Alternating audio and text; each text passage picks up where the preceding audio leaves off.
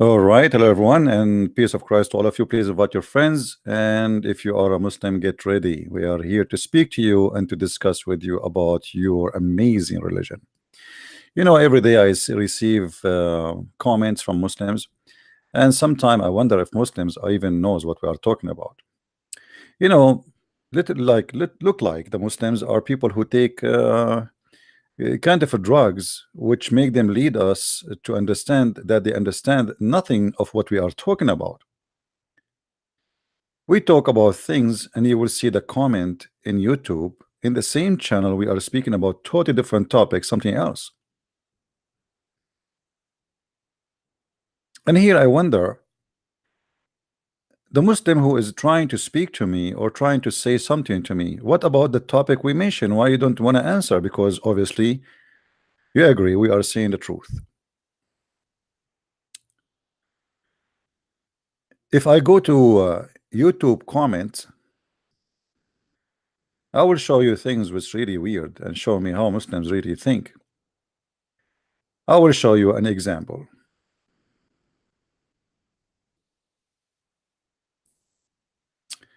Christian Prince, why you do bother how Muslim women cover themselves? How the mother of your God cover? How the nun cover? Why don't you hate preachers drink the deadly poison mentioned in the Bible? Hey, my friend, first of all, covering of the head does not make a woman decent. And in the old tradition, people they cover not because they are proving themselves to be decent, but because life is different. The road is full of dust. Life is not easy, and women they cover themselves to keep themselves protected from the element of the nature.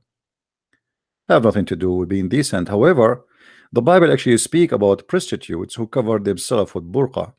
Women who they have a shame or did shame, they wear burqa because they don't want people to know how they look like. So we are not talking about somebody covering her hair. We are talking about a religion making you cover your face, which making you a shameful person, a shameful human being, and you are ashamed of your face and making you believe that women showing her face, she is a whore. The fact the whore is the one who see a woman only as a whore if she show her face.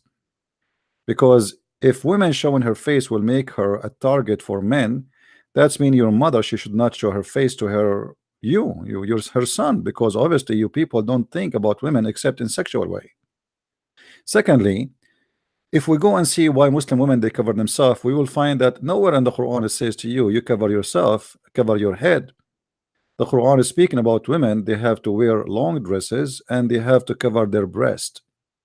And obviously the story was behind it, or what was behind it, that Umar al-Khattab, he used to spy at the ass of the wife of the Prophet, and he make fun of her. And he asked Muhammad many times to cover his wives, to order his wives to cover that he is the one who is harassing the wives of Muhammad, who with no shame, he did not dare to say to Umar al-Khattab, shame on you to do that to my wives. Imagine the wife of the Prophet, and she go in the street out at night. They have no bathroom at that time, those are people of the desert. She go to do poo-poo, and then a guy who is a very close friend to her husband, he chase her and he say to her when she is doing poo-poo, Arafnaki ya Sauda, we know you Sauda, which means we know your ass. So your God did not really care for women covering themselves. It was Umar al-Khattab who harassed the wives of Muhammad, looking at their bum when they are doing poo-poo, and he is the one who made that verse happen.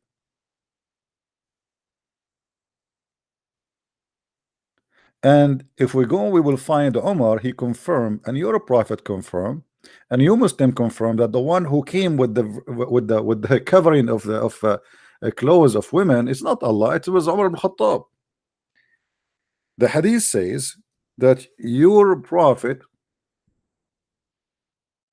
is not a prophet The real prophet is Umar al-Khattab. Umar said, I agreed with my Allah in three things, or said, my Lord agreed with me in three things. I said, oh Allah, Apostle, would that you take the station of Abraham as a place of prayer? Umar, he said that. Allah, he make a verse. Umar, he said that to who? To Muhammad. I also said, oh Allah, Apostle, good and bad persons visit you. Would that you order the mother of the believers to cover themselves with veils? And then the divine came, says, okay, cover them with veil. And then Umar continues saying, I came to know the Prophet had planned some of his wives, so entered upon them. And I said to him, you know, which means he said to the wives, stop doing this to your husband, otherwise your husband, Allah, he might replace you, etc. And look, it says here that Allah, he sent the verses exactly as I said. So who is the one who make the verses of covering? It was Umar ibn Khattab. Actually, there's a hadith says that if there is a prophet to be after me, it's going to be Umar ibn Khattab. And the one is saying that is Muhammad. Obviously, Muhammad is copying Umar. This is not from your God, and your God don't care for women covering themselves or not. Because if your God, he care for decency, he will not allow Muslim women to do muta. He will not come with a rule that any Muslim women and any Muslim man, they can have sex for 3 days, 3 nights, and if they like to enjoy more, they can extend. So here we go. You are saying to me, you are, you people, you cover your women, but in the same time, your women, they can do muta, which is nothing but a prostitution, where women, she rent her vagina for whoever he pay. And if you go in the elevator and you see a Muslim decent woman who cover her hair, you offer her some money, and based on an agreement, if she agreed to have sex with you for 15 minutes, that is very lawful, and this is supposedly a very decent religion. The decency of Islam did not stop here. It went farther beyond, where we see that Muhammad, he ordered Muslim women after he ordered them to cover themselves, yet he ordered them to give their breast to anyone who enter upon them. So we have a society where it's forbidden for a man to shake hand with the woman. You see how decent this society is, but yet we can suck their breast. I mean, isn't it? This is amazing.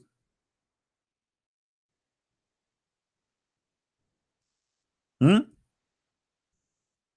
I cannot shake hands with Muslim women, but I can suck her breast and her nipples.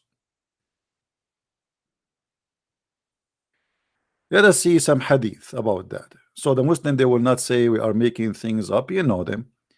If we don't show reference, they will say, where you got this? Where you got this from? Hmm? Where you got this from? Let us see.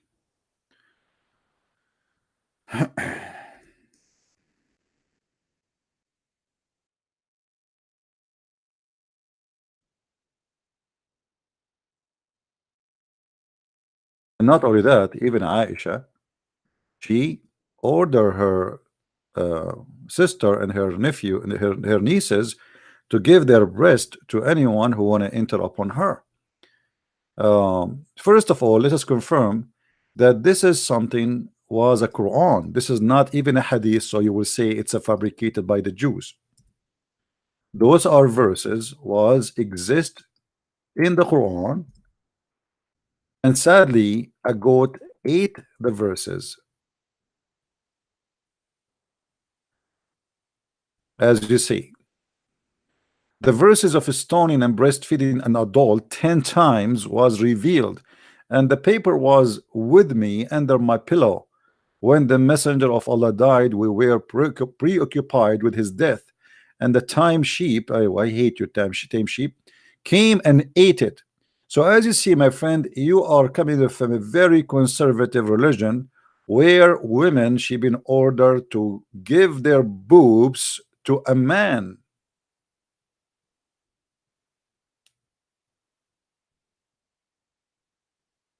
This is Islam, my friend. When a woman, her name is Sahla bint Suhail,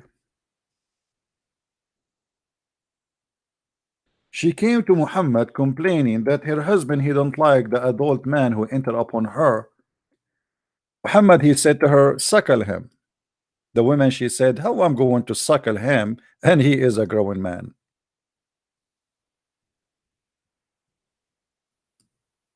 So if you are a Muslim and you think you are coming from a conservative religion, my friend, your religion have nothing to do with conservative, not even close. Everything you say to us is a fiction.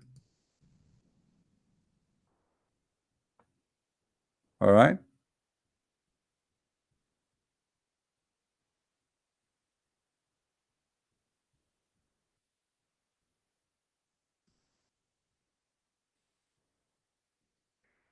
Look like we have somebody here decide to leave Islam, which is good. He just received a message. Please tell me if you like me to share in the screen what you text me or not.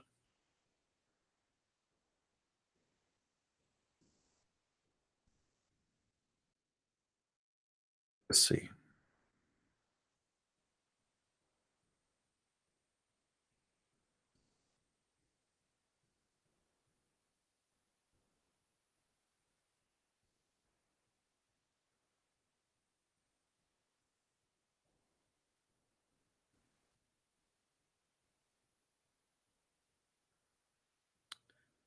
All right.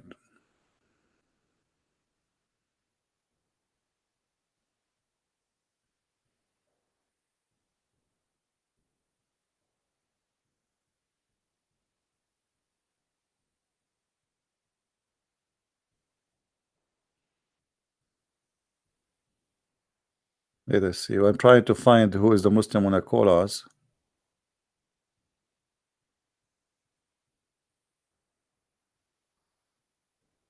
If you are a Muslim, you want to call me, please give me text and I will call you back. All right. And I apologize. I cannot really answer everybody send me text. It's impossible. I have a long line of text.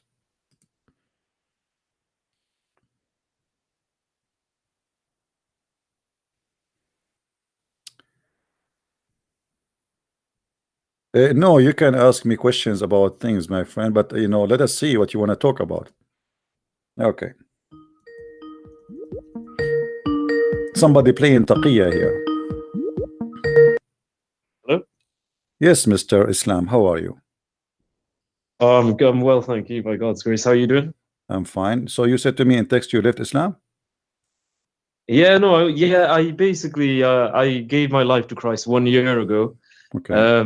My testimony is on YouTube. Praise God. You know, I was a Hafiz before, and I used to be, you know, very strict and followed Islam, and like 5 times a day, I was going to Islamic school, you know, so I was very, very strict on that sense, and So, and there was a time when I came to university. I'm in London, and I came to university, and I started to see that every time I used to talk about Quran, every time I used to preach to people to tell them not to listen to music, not to fornicate, not to have girlfriends, not to drink, which all my Muslim friends did. They got a bit annoyed, and they got really, like, you know, start thinking, why am I go so extreme?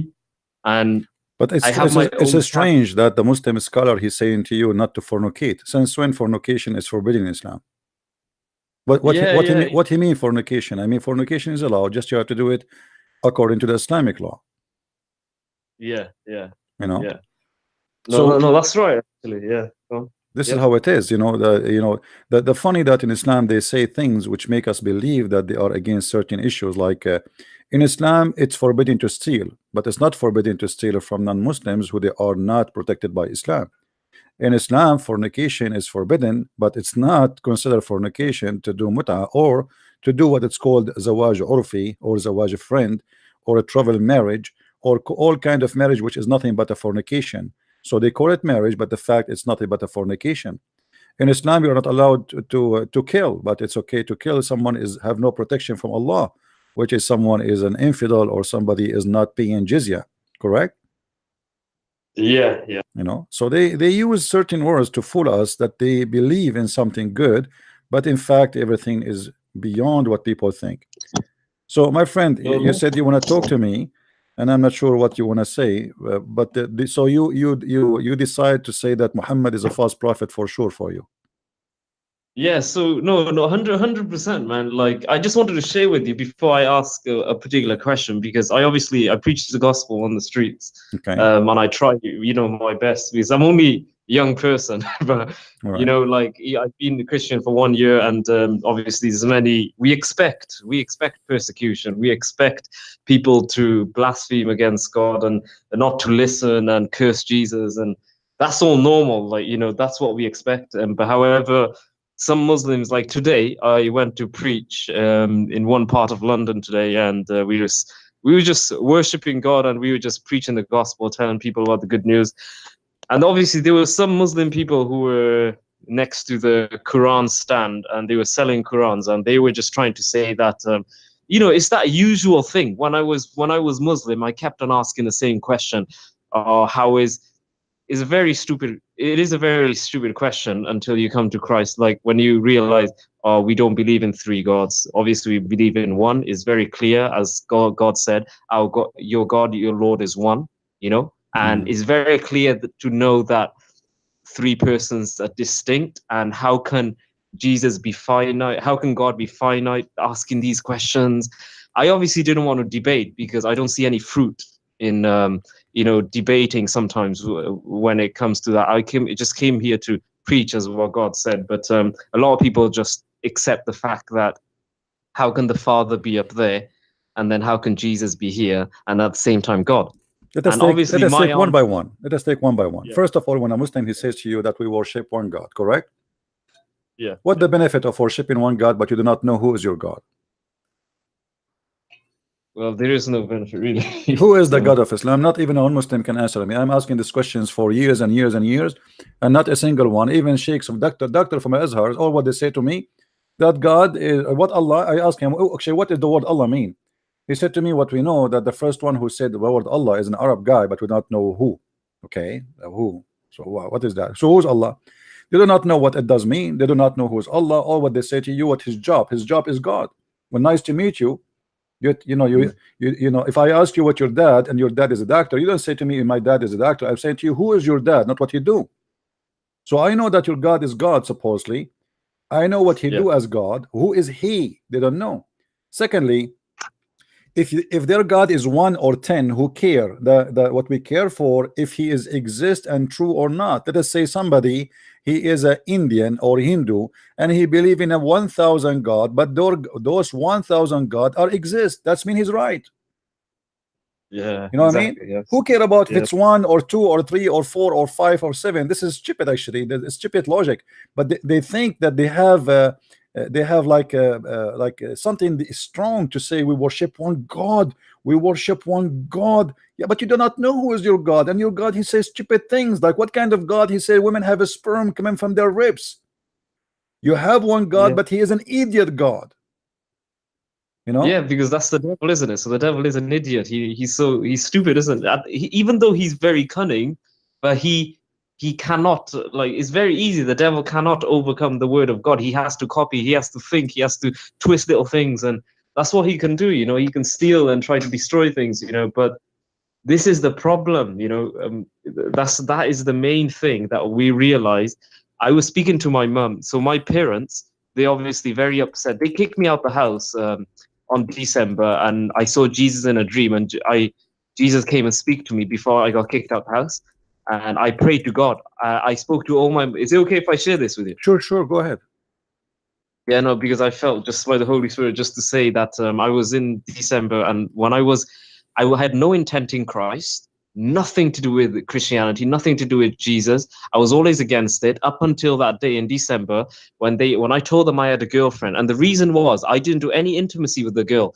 I met the girl, even though I was Hafiz and I finished the Quran, I started to doubt Islam. The reason I started to doubt Islam is because I lacked a relationship. I thought, why am I struggling to pray 5 times a day?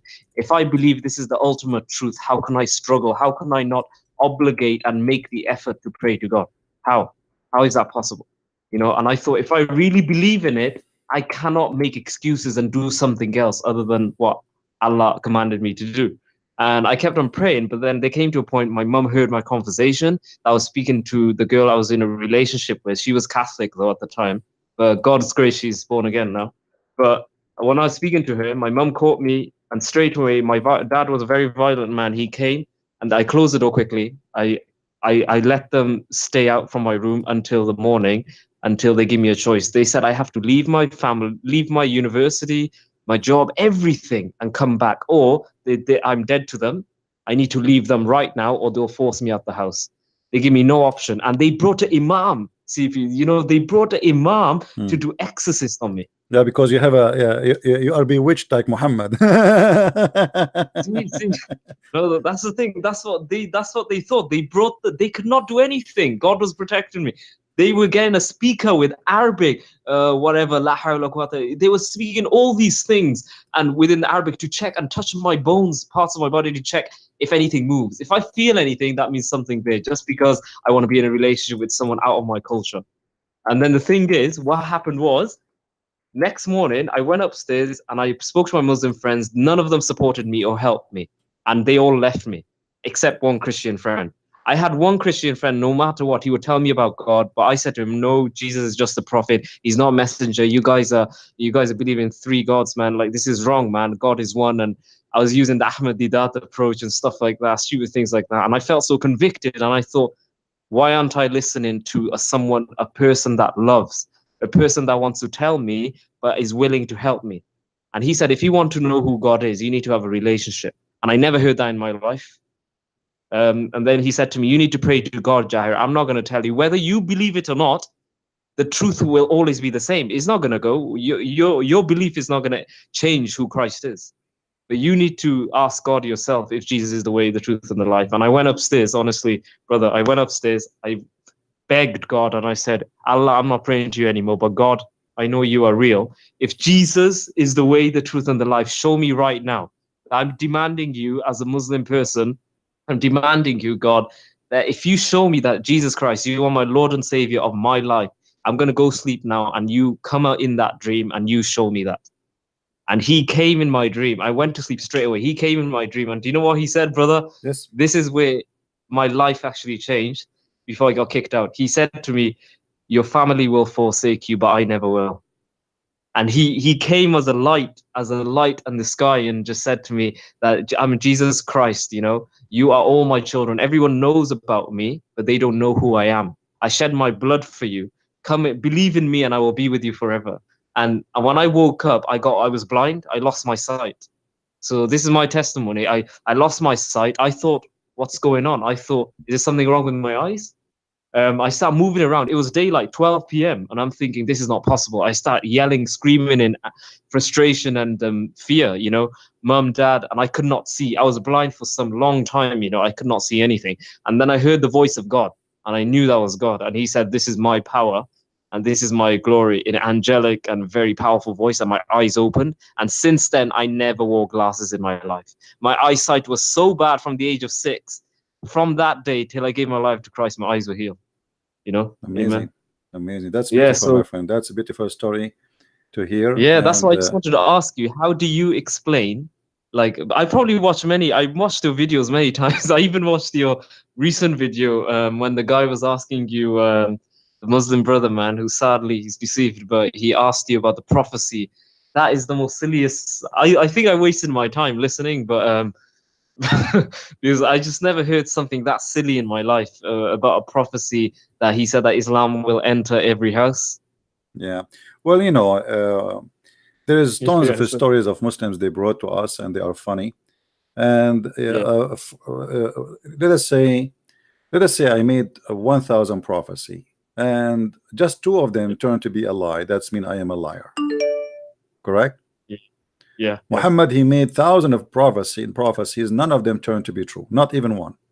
So, and the Quran is full of stupidity and full of lies. I mean, and the Muslims, they quote for us things, and then after they quote it for us, and we show them how stupid it is, they regret, and then suddenly they say this is must be made by the Jews. So Anything is written in their books, written by the hand of the Muslims, printed by the Muslims, collected by the Muslims, and mentioned to us by the Muslims. And when the Muslim they notice that it's very embarrassing, they suddenly they say it is coming from the Jews. So look at the hypocrisy. They are the one who wrote it, they are the one who collected, they are the one who printed, they are the one who preserve it. In a second will become an Israeli story. The Jews, we blame the Jews, let us blame the Jews. So I encourage any Muslim who is listening to us, he call me and let us see if they have some prophecy so we can laugh at. And my friend, I'm happy that you call me, and if you want to share anything more with people so here. You continue. It's very nice speaking to you. You continue, obviously, and I'll be, listening. And by the grace of God, man, just stay strong in truth and spirit, and don't let the enemy to, I know you're strong in that, but just to be, obviously, sometimes Muslims and other people, they can be like try to judge in a way where we're not loving, or just like because they can see how much your knowledge. Obviously, it can afflict them, and like, because they'll start saying that you're not letting them speak or things like that. And I just want to say, man, I'll be praying for you, and God bless you, brother. Just keep up the good work that you're doing for God. Thank you, my friend. And man. And feel free to call anytime. Feel free to call anytime you wish. Thank you. No worries. Have a good night. Take care. And I'm really glad to hear this brother story, how he became a Christian. It's really amazing.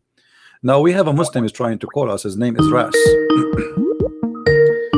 Let us see what Mr. Ras want to say to us. He tried to call many times. I advise you Muslims, when you try to call me, wait until the caller speaking to me finish. I mean, why you call me and somebody is already speaking to me live on air? How are you, Mr. Ras? Prince. How are you? Hello? Do you hear me? Yes, I hear you. How are you doing? So what do you want to say to us, Mr. Ras, about your cult? But my cult? Yeah, what do you think about your prophet ordering a woman to give her nipples to an adult grown man? You just said none of his prophecies came to be. Yes, none. Which one of his prophecy came to be? Give me one. It says the barefoot Arab man will have tall buildings. Well, we made just a video about it yesterday, and we showed you. Where is the tallest building in the world? Hey, my friend, what is the tallest? This is not even the Arab who made it, my friend. And the Arab man, no. You see, the Arab man, they never have any tall building. They don't even know how to build an umbrella. Don't I am from the Middle East, and we know what we have. So where is the tallest building in the world? You see what I mean? Okay, but my friend, tall building is existing since the time of Muhammad. Do you want me to show you? Show me. Do you want me to show you? Okay, hold on. Here we go. Let me show you. So Muhammad and the fabrication of you Muslims is funny. Secondly, your prophet, he did not only mention tall building, he mentioned 11 things have to happen before the judgment day, and that tall building is number 9. And I will show you the reference. But before we go there, let us go. No,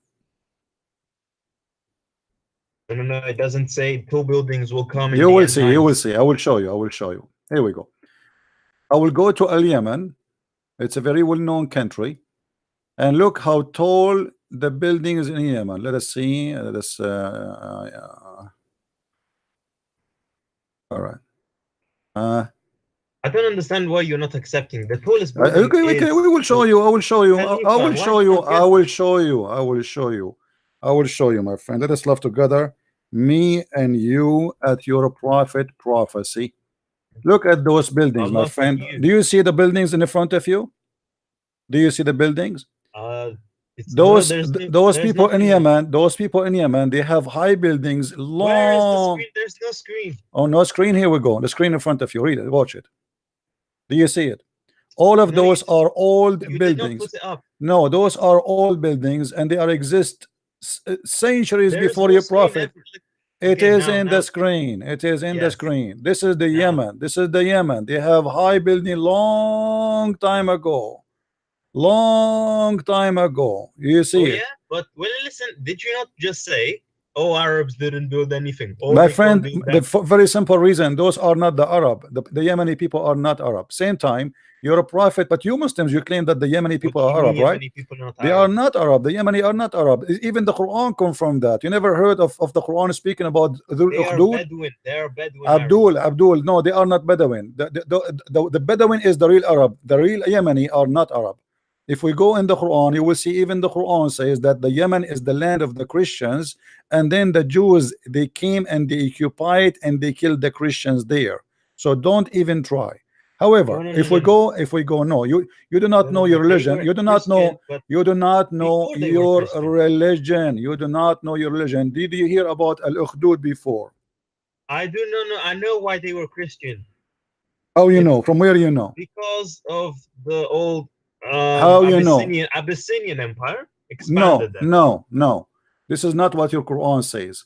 Here we go. In the chapter of Al-Buruj, it is speaking about the Christians who've been slaughtered by the Jews, and they've been killed by the Jews, and those are the real people of Yemen. So the Jews, they came here, and they burn every Christian who lived there according to your Quran.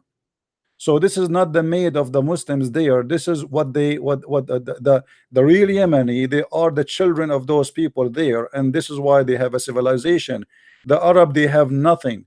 If we go to the oldest temple in Yemen, we will find that not a single word in Arabic is written there. Now we go back to your prophecy about the high building. Yes. Okay. Let us see what the prophecy says. And I want you to read with me, and please try not to laugh at your prophet. Okay, fine, go on. This is Sahih Bukhari, so don't tell me this is made by the Jews. And as long you are the one who accept this to be a prophecy, then you have to accept the defeat that your prophet is a false prophet. Read with me carefully. Allah Messenger said, and this is your Muslim translation, not my translation. The hour will not be established till the two bigger group fight each other, whereupon there will be a great number of casualty, one be on both sides, and they will be following one and the same religion doctrine. This which mean there's one religion will be victorious from the two group. Both of them, they are from the same religion actually, but one of them is going to be victorious, and that is the religion of the world. That's it. And then I can explain that. Okay, hold on. Then, and by the way, we have already many two groups, bigger groups. They have, but none of them. Hold on, no, none of them involve only two religion. This is a big fat lie, because in the World War I, in the World War II, was involved even Muslims, even Buddhas, don't know. Just wait. We will go to the tall building because this is not the topic now. And then till this is second, number two.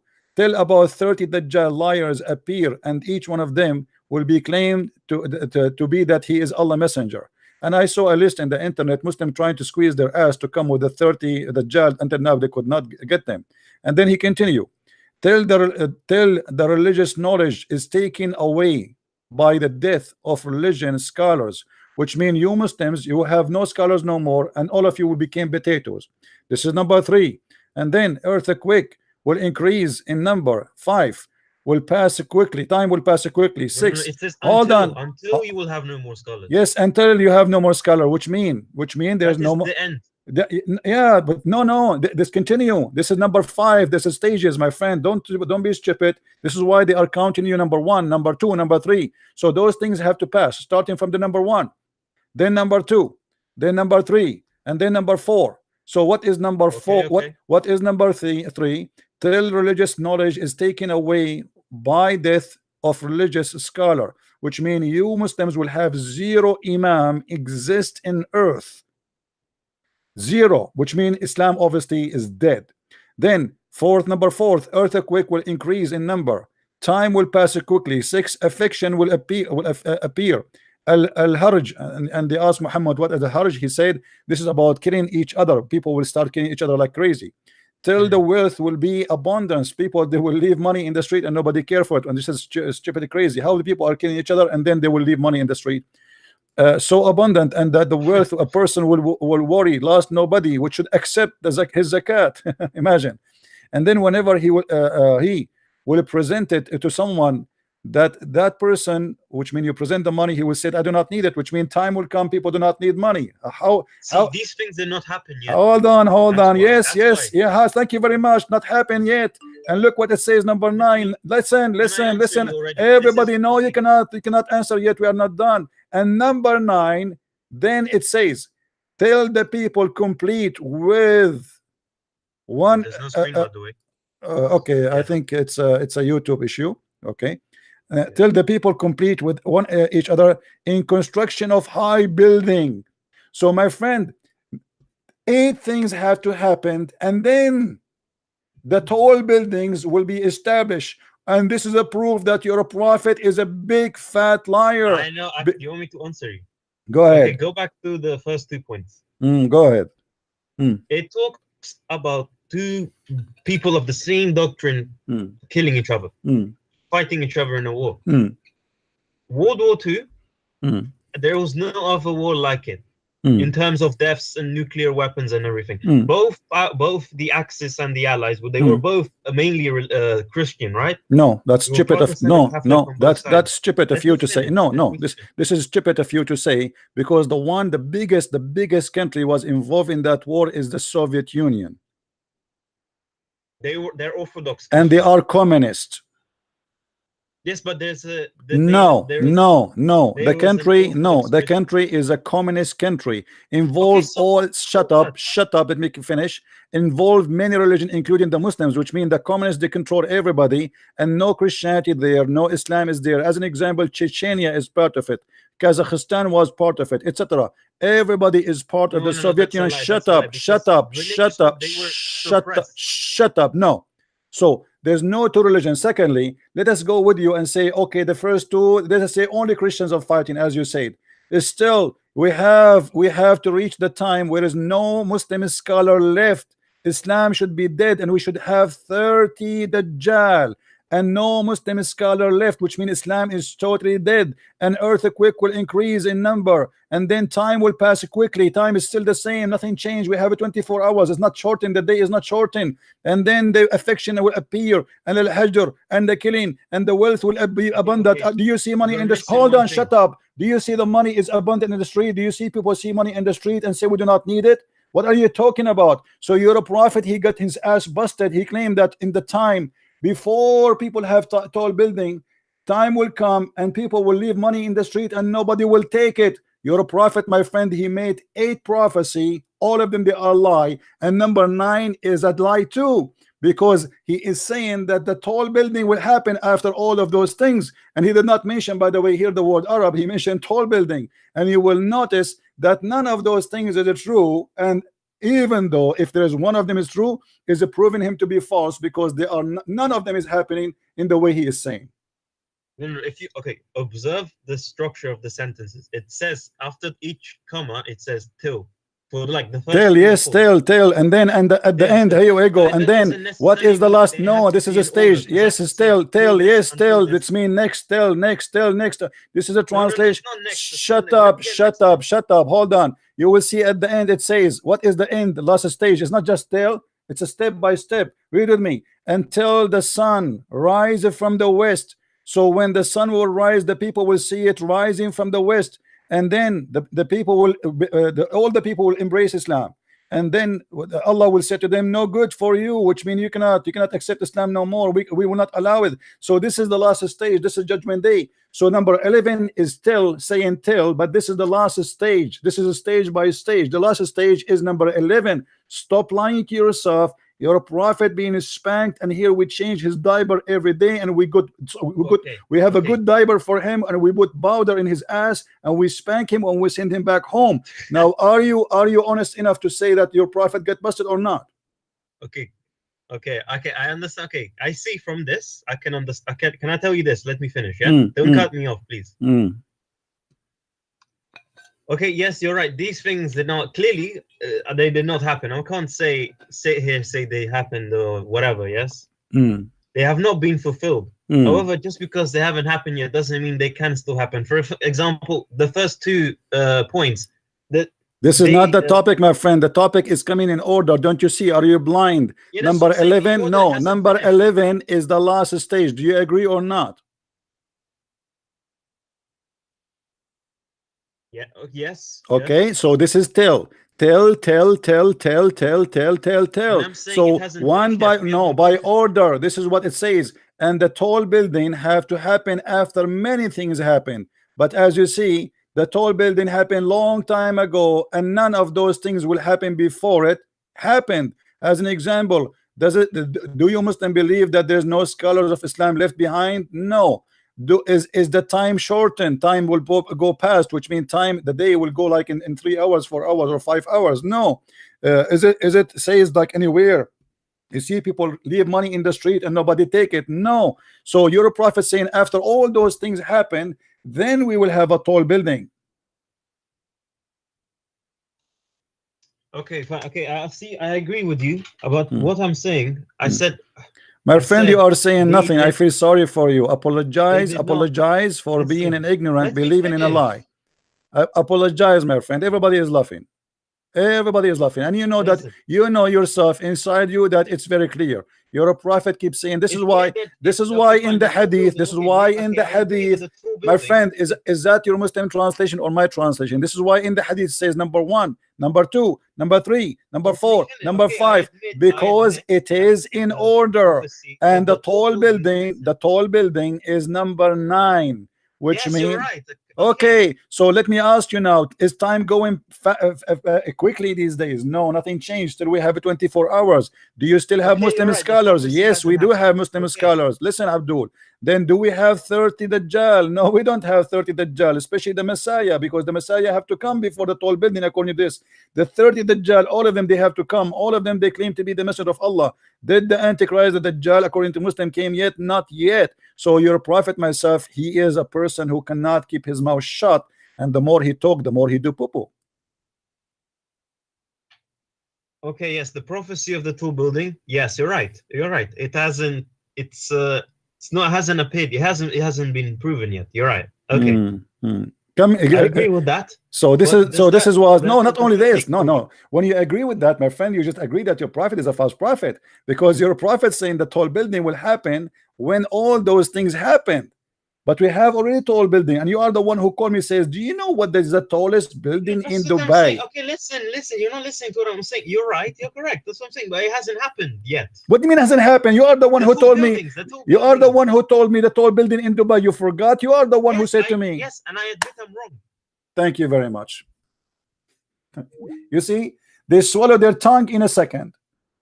Now he noticed that the prophecy he told me, it was nothing but a shish kebab, and he's a prophet getting busted. So now he cannot dare to say my prophet obviously is a scam. So what he say? I was wrong. No, you were not wrong. I got you busted. Why you are calling me again? Why you are calling me again? Listen, you haven't let me finish. Okay, so what you said to me in the beginning, it was a lie, correct? Okay, I acknowledge that I'm wrong. Okay, now let us change the topic. Give me another prophecy your prophet, he said. Let us another joke, just for fun. No. Let me finish on this. No, we are done with this one, because obviously your prophet got busted. Now, do you have something else to prove to me about that your prophet is a prophet of God? Do you have anything else? Prophecies? You're asking for prophecies? Anything. Give me anything. You see, I don't want to tie your hand, so people will say, oh, he's trying to focus on something. Give me anything to prove to those Christians. Because you didn't get my point. I said it has. I got your point. I got your point. You said you are wrong. You are wrong. I got your point. The fact it's not you who is wrong. You are being stupid, and your prophet is the liar. This is the truth. Now give me something to prove to me Islam to be from God. Do you have anything to prove to me? No way. In my head right now, no. Nothing in your head. What about in your pocket?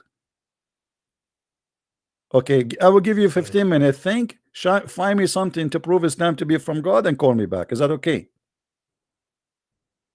And you can call a friend if you want. Good. Search Google. Go search Google.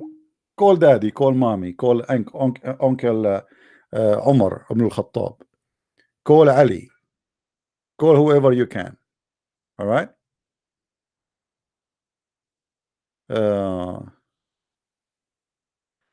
Oh, this brother here, he do not know we are live, my friend. Okay.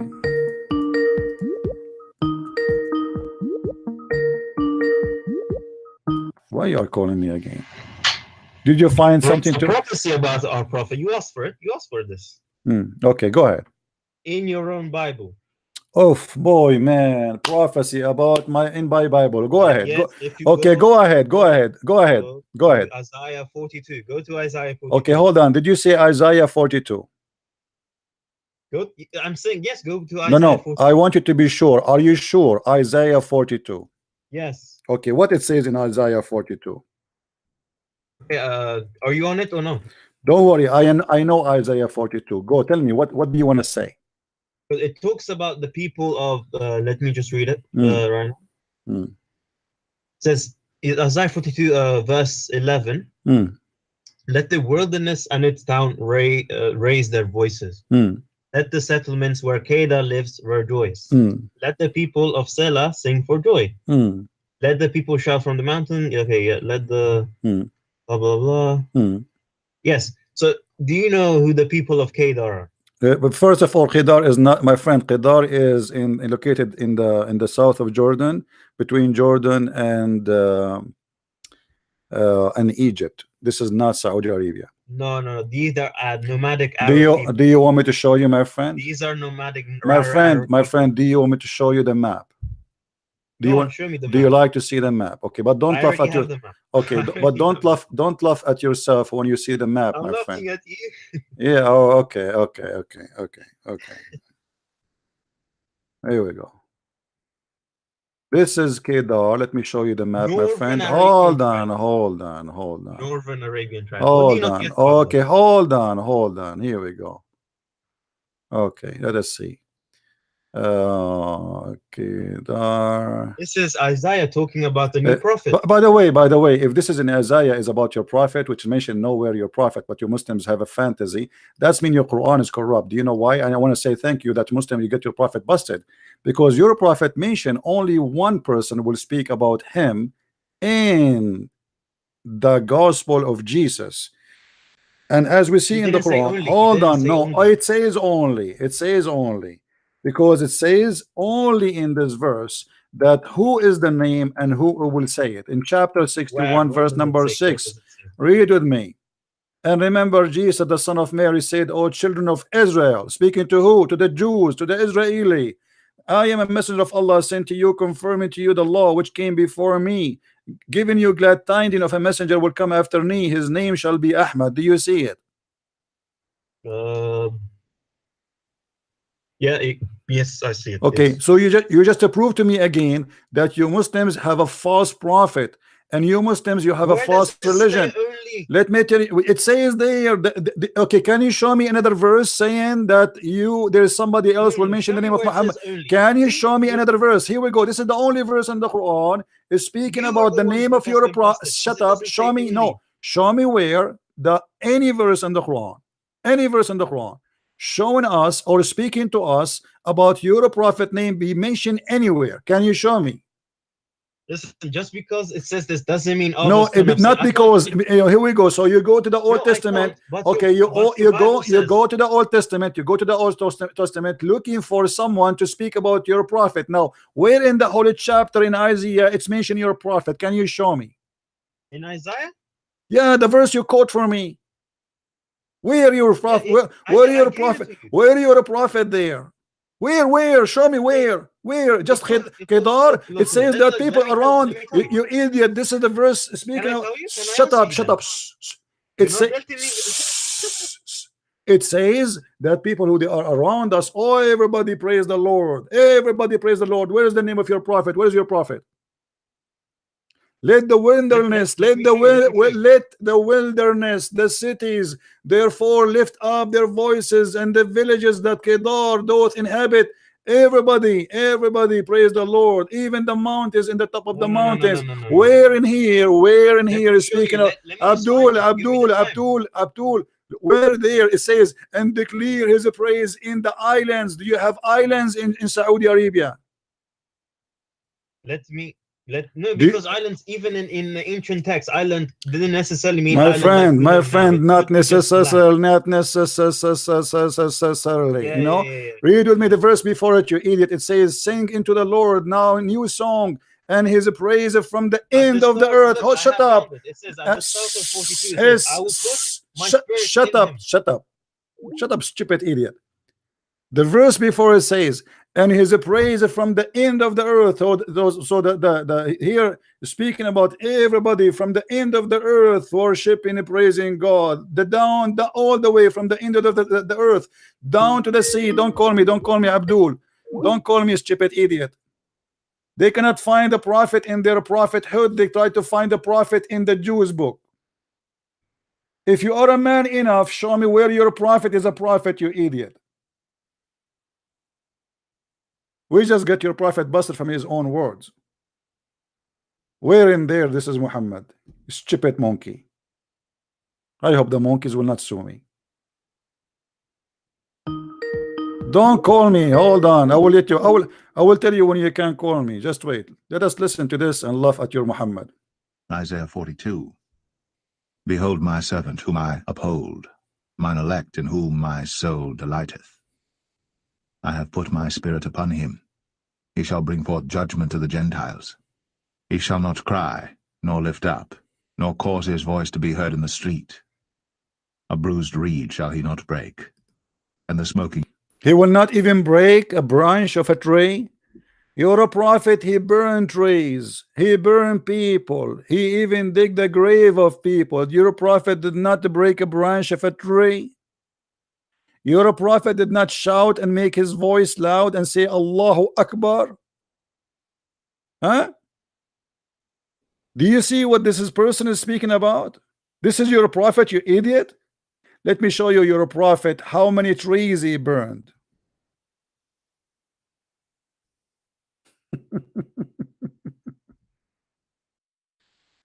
Oh boy.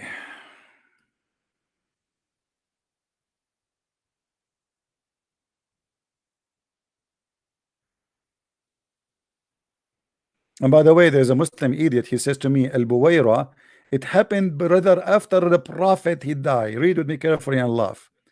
The prophet burned the date palm trees of Bani Nadir, Hassan ibn etc. etc. He says the triple burning of Al-Buwayra has been received indifferently by the nobles of Bani etc. And then he continues saying, so your prophet, he burned trees. There the verse is saying that this guy, he will be a very peaceful person, extremely a peaceful person. This is your prophet. How many women your prophet he raped? In whom my soul delighteth. I have put my spirit upon him. He shall bring forth judgment. Did he say my spirit, you idiot? Your prophet, do he believe that his God is a spirit? You Muslims are certified donkey. Your God in Islam is not a spirit. So how the verse says I put my spirit upon him, if you Muslims don't believe that God is a spirit? Judgment to the Gentiles. He shall not cry. To the Gentile, that means he is not from the Gentile. In order to come to the Gentile, that means he himself is not a Gentile. Your prophet himself is from the Gentile. This is why the Quran call him Gentile, Ummi. And you stupid Muslim, you think it's mean illiterate. That's mean you do not know how to read. The Quran say clearly that there's two kind of people, which is copying from the Old Testament and from the New Testament. Two kind of people of the book and people who they are illiterate. The illiterate one is those who don't have book, not the one who do not know how to read. But how you can explain to a nation of illiterate, ignorant, stupidity? Nowhere in your Quran it says that Muhammad was a person who do not know how to read. All what it says there that he is illiterate, like you Muslims until now. You do not know the book. This is why it says here, and there are among them illiterate who know not the book. Do you see it, stupid?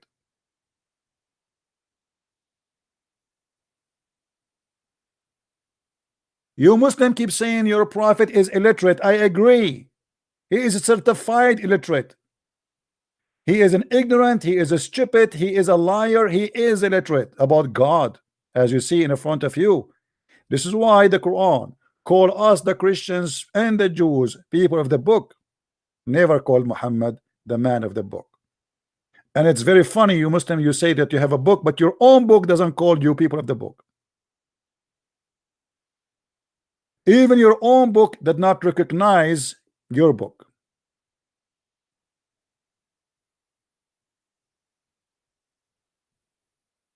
When somebody is desperate, looking for, like somebody is suffering from bankruptcy, he tried to find a penny in the pocket anywhere. And this is the situation of the Muslims. They could not bring us a prophet of God, so they try in their book, so they try to find him in our book. And the funny that our book is corrupt, but yet they can find Muhammad there. And the funny that that was making fun of the Song of Songs for 20 years, and suddenly one day somebody said to him, Muhammad dim dum dum da dum dum dum da dim. Suddenly the Song of Songs became a holy song. Did that in the debate many times. He said to the one who is debating him, are you brave enough to read those verses to your daughter who is young at home? And then somebody said to Didat, after many years insulting Song of Songs, that the name of Muhammad is there. Suddenly the Song of Songs is not about porn and it's not about sex.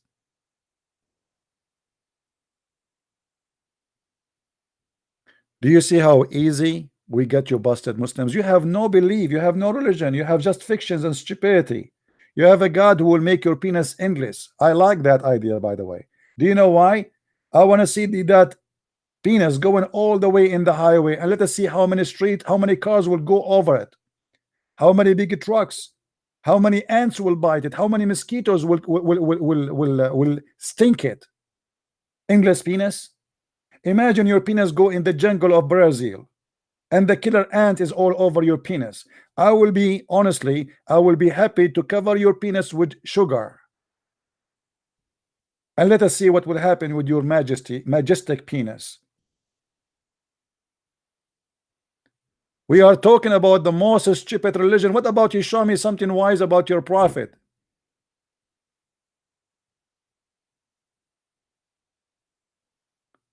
I am a prophet who have no prophecy. I am a prophet who speaks stupid always, 24 hours, 7 days a week. I am a prophet who says something and do something else.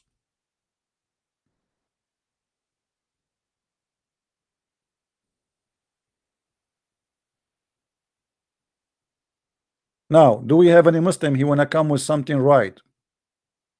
Don't even try to get close to my gospel or my Bible. You are no match. You have the most funny idiot prophet ever exist for mankind. Who wanna call me and wanna tell me about his bewitched prophet? I like a bewitched prophet. I wanted always to have one. I think it's going to be funny to have Muhammad right now speaking to us and he is bewitched. I mean, what Muhammad will say to us when he was bewitched if we give him the microphone now? Assalamu alaikum, brothers and sisters. Why I see too many people with no clothes? Yes, Ras, how are you? Hello, can you hear me? Yeah, what do you think about your bewitched prophet? What do you mean bewitched? Bewitched, your prophet was bewitched. Yeah, so what? What do you mean? Okay, tell me what is the symptom of somebody is bewitched? What he do exactly? What does that mean? Bewitched can mean he got possessed or something. Possessed by the devil. That's wonderful. So your prophet. No. You are the one who said to me possessed, not me. Wait, let me see. Once the prophet was bewitched, so that he began to imagine that. Oh, bewitched can mean like I'm impressed or shocked. Really? Yeah. So you are bewitched now. Yeah. So if you are bewitched, you are impressed, you start imagining things and you do things, but in fact you did not.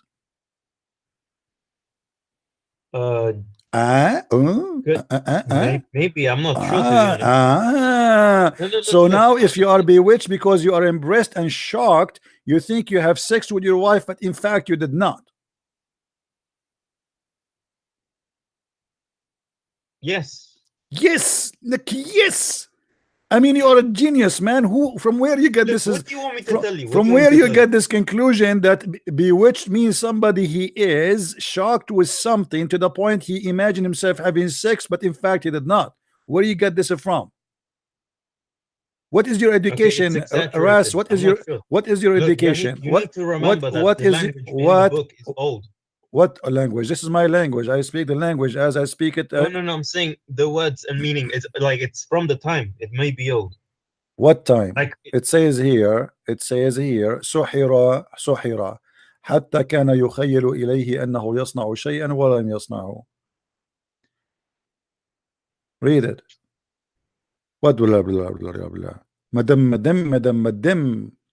So now your prophet was bewitched. If we search in Google for what bewitched mean, what do you think we will come with? Do you know what we bewitched mean in English? I'm not sure for the exact translation, but I think it's like yeah, you're like possessed. Yeah, possessed. Thank you very much. So that's so why you take me to go to Google. So bewitched is possessed. That's wonderful. So you agree that your prophet was possessed by the devil? Okay, let me look at the actual definition. Okay.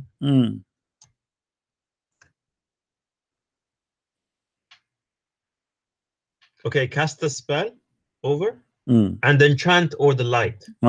So somebody cast a spell over your prophet. Somebody did voodoo to your prophet. It also says enchanted. Hold on, Ras, hold on. I want to do voodoo. Shankashu, Chahaju, Chuju, voodoo, Juju. I want to control Muhammad. Okay, let me do that to you too. I want to control you. Okay, hold on. Shanshabu, Chapadu, Chatatut, control Ras and make him say something not usual, not Islamic, which means something smart. Let us see if my magic will work. See, I cast a spell on you to make you smart, which is not usual for a Muslim. Let us see if my spell will work. Say something smart to me. Say something smart. Your Trinity is BS. Okay, that's a wonderful thing. Can I show you one verse? Okay, hold on. As long as you said the Trinity is BS, right? What is the Trinity according to your God? You mean according to my God? According to your God, because your God, he is the one. Believe in Trinity. No, your God, he spoke about the Christian Trinity before you. What is the Trinity according to your God? So what is that? Do not follow the Christians who say God, Jesus is our God. Do not fall into this is the Trinity. This is what the Trinity says. The Trinity is just believing in Jesus. According to my understanding of your Trinity, you Christians, you believe God is just one, and because it says in your Bible, Jesus said, "I am before Abraham. I am." This is don't go. I'm asking you, what is the Trinity according to your religion? Is it true that the Trinity according to Islam, it is Mary and Jesus and Allah? Okay, in our Quran, the Trinity, because Muhammad made mistakes about the Trinity. One time, listen. One time he fought. Hold on. Goal. Goal. Maradona is going in the field. Maradona. Hold on. Maradona. Wrong Trinity. Allahu Akbar. Muhammad, he made a mistake in the Trinity. Allahu Akbar. Hold on. I just cast my spell. And you to say something smart, and you are smart now. So you agree that your prophet, he did poo-poo. Okay, yes. He mistaken the Trinity, but yes, I like it. He said yes, he's a prophet, he did. Okay, hold on. But when you say you're a prophet, he said that. Can you show me where your prophet he made that mistake? Sorry, why? Show me where your prophet he made that mistake. Okay, I don't know, I can't remember where, but he mentions that one time he says that Mary is part of it, and the other he says we worship three gods. Okay, but now you believe. Okay, hold on. When you agree that this is poo-poo, right? Yeah, you agree. You said that already. Yes. Okay. But my friend, this poo-poo. Hold on, but this is poo-poo in the Quran. It's not Muhammad. The one who made this poo-poo is Allah. So do you agree that your God is a poo-poo God? How God can make such a mistake? This is in chapter 5 verse 116. Oh, shut up. Chapter 5 verse number 116, it says that the one who did poo-poo about this is your God Allah. So now we have two guys do poo-poo, Allah and his prophet. How you explain that? Can I explain to you? Sure. Because I think according, I may be wrong to be honest, but I think in the time of Muhammad, there were some Christians, there were Christians who believed the real Trinity like you, and so others, different sections, which worshipped Mary and stuff. My friend, where is the other section we worship Mary? Come Maybe on. There was a second ago you said he made a mistake. Don't be come on. People are laughing at you. Aren't you the one who said he made a mistake? You said that. And there is no other section. It says the Christians. This is what he says, the Nasara. So he did not mention other sections. Is that if let us say there's a minority section believe in that, should he mention the minority, but he don't mention the majority? Maybe because those people were the ones among them. So you are saying that your God Allah is limited. He thought that those are the Christians, those what they believe. Yeah, my friend. Same time, where are they, those people? No, there's no such a thing. There's no such a thing of people who we believe that Mary, she is divine, and nowhere we can find that in Christianity. That's a big fat no, that's a big fat lie. The Catholic don't believe in Mary as divine. The Catholic believe in the Father, the Son, the Holy Spirit. Stop lying. They don't worship Mary? They don't. No, nobody worship Mary. No Catholic, no Protestant, no Orthodox. We believe that she is the mother of Jesus. Yes. We believe she is a chosen woman. Yes. We believe she is a pure. Yes. We believe she is a wonderful. Say Holy Mother Mary or something like that? Simply because she is a pure. That's what holy means. She's a pure. She's a pure woman. No, that's not what holy means. Holy means from God. Okay, hold on. Don't lie. Okay, hold on. When you say the word holy, you confirm to me that the word holy means God, correct? Yes, and you're the one that doesn't think that. Okay, so how you explain holy to me? From God. So okay, hold on. Okay, I will go with you. You just prove to me that Jesus is God, because the Quran says the same word you Muslims use. You just say the word holy mean God for sure, right? Okay. So hold on. The angel breathed God's spirit. No. You know, you are the one who mentioned to me that the word holy only for God. There's nobody, no one else can be considered holy except God. I agree with you. Actually, nobody is holy. But here, when we talk about Mary, when people they say about Mary, because they respect that she been chosen by God for sure she is pure. We will notice the same story appear in the Quran about Jesus being pure, which means he's holy according to you, as you said. So if we go in the Quran, chapter 19, verse number, read with me. Does the Quran say that Jesus is holy son? I can't read Arabic. It's in English.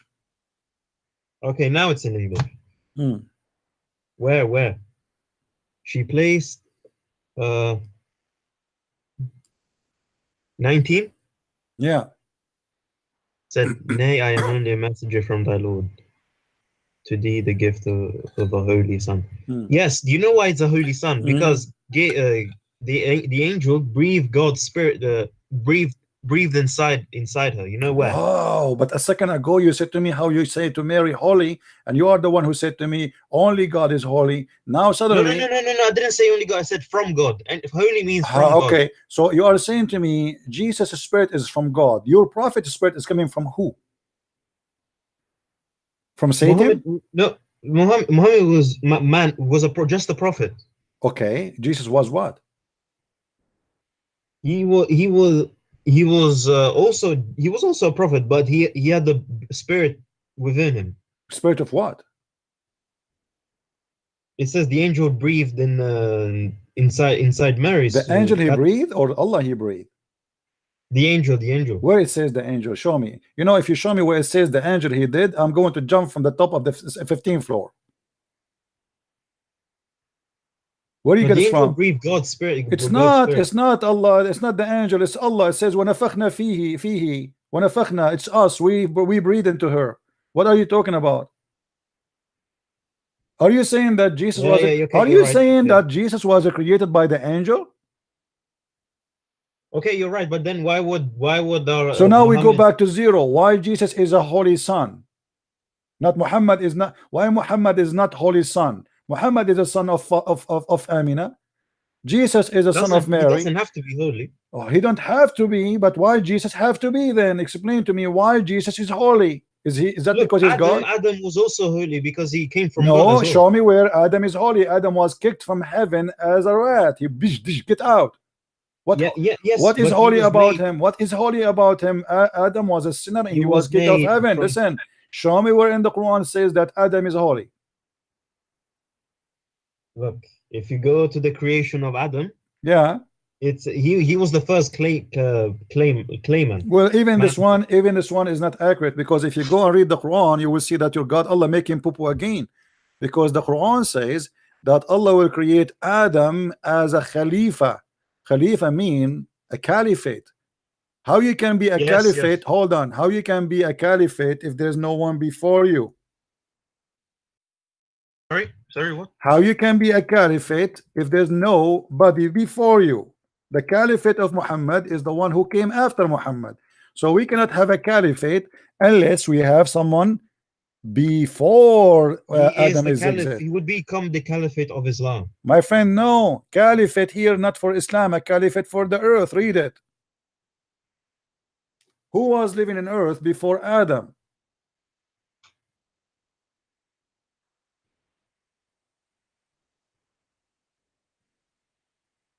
Okay, yeah, you're right. Yeah. I'm right again, as usual. Thank you very much. You see, no, but listen, my voodoo is working now. Listen. Do you know how many times you say to me, listen, my friend, listen carefully. Let us go back to zero. Why Jesus is holy? Because he got the spirit. God's spirit breathed into him. So are you saying to me that inside Jesus there is God? No. We just said to me the spirit of God is inside him. No, God breathed his spirit in him. Okay, what kind of a spirit is that? A spirit? Why that will make him holy? It's coming from so God. Are you saying to me that Jesus is holy, but the spirit inside Jesus is not holy? No, he is holy. Okay, yes, okay. He's holy, but he's not God. There's a difference. He is holy, but he is not God. But don't you forget, you are the one who said to me how you say to Mary holy because only God is holy. You see, you keep making the same mistake. I said from God. Holy means from God. My friend, but Jesus here is holy. Is not just from God. He himself is holy. How Jesus can be holy if he is just a man? Because God breathed the spirit into him. Well, God, he breathed into Adam too, but that will not make Adam holy. Because he got kicked out of heaven. What are you talking about? What makes Jesus holy, my friend? Answer. Why Adam is not holy, but Jesus is holy? Look, I see what you're trying to say, but why would Muhammad say Jesus is holy? Yeah, you ask him. I don't know. Your prophet. Why would he? Exactly, it makes no sense. Make no sense. Your prophet keep naked. Okay, are you insulting your prophet, saying your prophet don't make sense, my friend? Shame on you. I'm saying what I will tell your mama. I will tell your mama. I will tell your mother-in-law that you said the prophet. He said things doesn't make sense. Give me your. I will tell your mom. I will give her an email. No, what are you talking about? Saying that Jesus is God would not make sense. That's what I'm trying. Look, okay. Can I ask you one thing? Let me answer you the one thing you asked me. You asked me for one thing. I will give you two things. Your prophet, obviously, he is an idiot, and your prophet, he lied, but still he cannot resist telling the truth that Jesus is a holy Son of God. No, I don't. Okay. So tell me now, he is holy Son of who? He's no holy son of anyone. He's holy, but because God breathed. What do you mean? What do you mean? Let me ask you a question. Very simple one. Don't tell me you do not know. Don't tell me I'm going to need a friend to call. The one who made your mother pregnant, with my respect to her, I'm not trying to insult it, just for the sake of the conversation. The one who made your mother pregnant is your dad. Is that correct? Yes. Okay. Who is the one who made Mary pregnant? Joseph. Joseph. So the Quran is lying because the Quran is saying she is a virgin. You see, when she was pregnant, she breathed. He breathed his spirit into Who is her. the one who made Mary pregnant? Very simple question. Don't tell me Joseph, otherwise you are destroying your Quran. Pregnant. Who is the one who made her Bratnet with Jesus? Joseph is the father. Unbelievable. Who is the one who made her? Are you saying Joseph he slept with her according to Islam? Like I'm not sure about the story. Like go to the verse. Go to the verse. My friend, it's in the front of you, the same chapter, my friend. It says that Mary, she never been touched by a man. She is a decent woman. She never did anything wrong. Oh yes, yeah, you're right. Okay. Okay. Yeah, so now, who is the one who made Mary Bratnet? Allah. Allah. Thank you very much. I asked you a second ago, is the one who is your father is the one who made your mother Bratnet? You said yes. Who is the one who made Mary Bratnet? God, supposedly. So who is the father of Jesus? Mm. Mm. Mm. Okay, in that case, I guess God, Allah. No. That no, I'm not. I don't think that's. You want to call a friend? You want to call Zakir? Let us go Zakir. Tadadin, tadadin, tadadin, tadadin, tadadin, tadadin. Assalamu alaikum. Brother Zakir Naik, we have a brother here. His name is Ras, and he want to talk to you.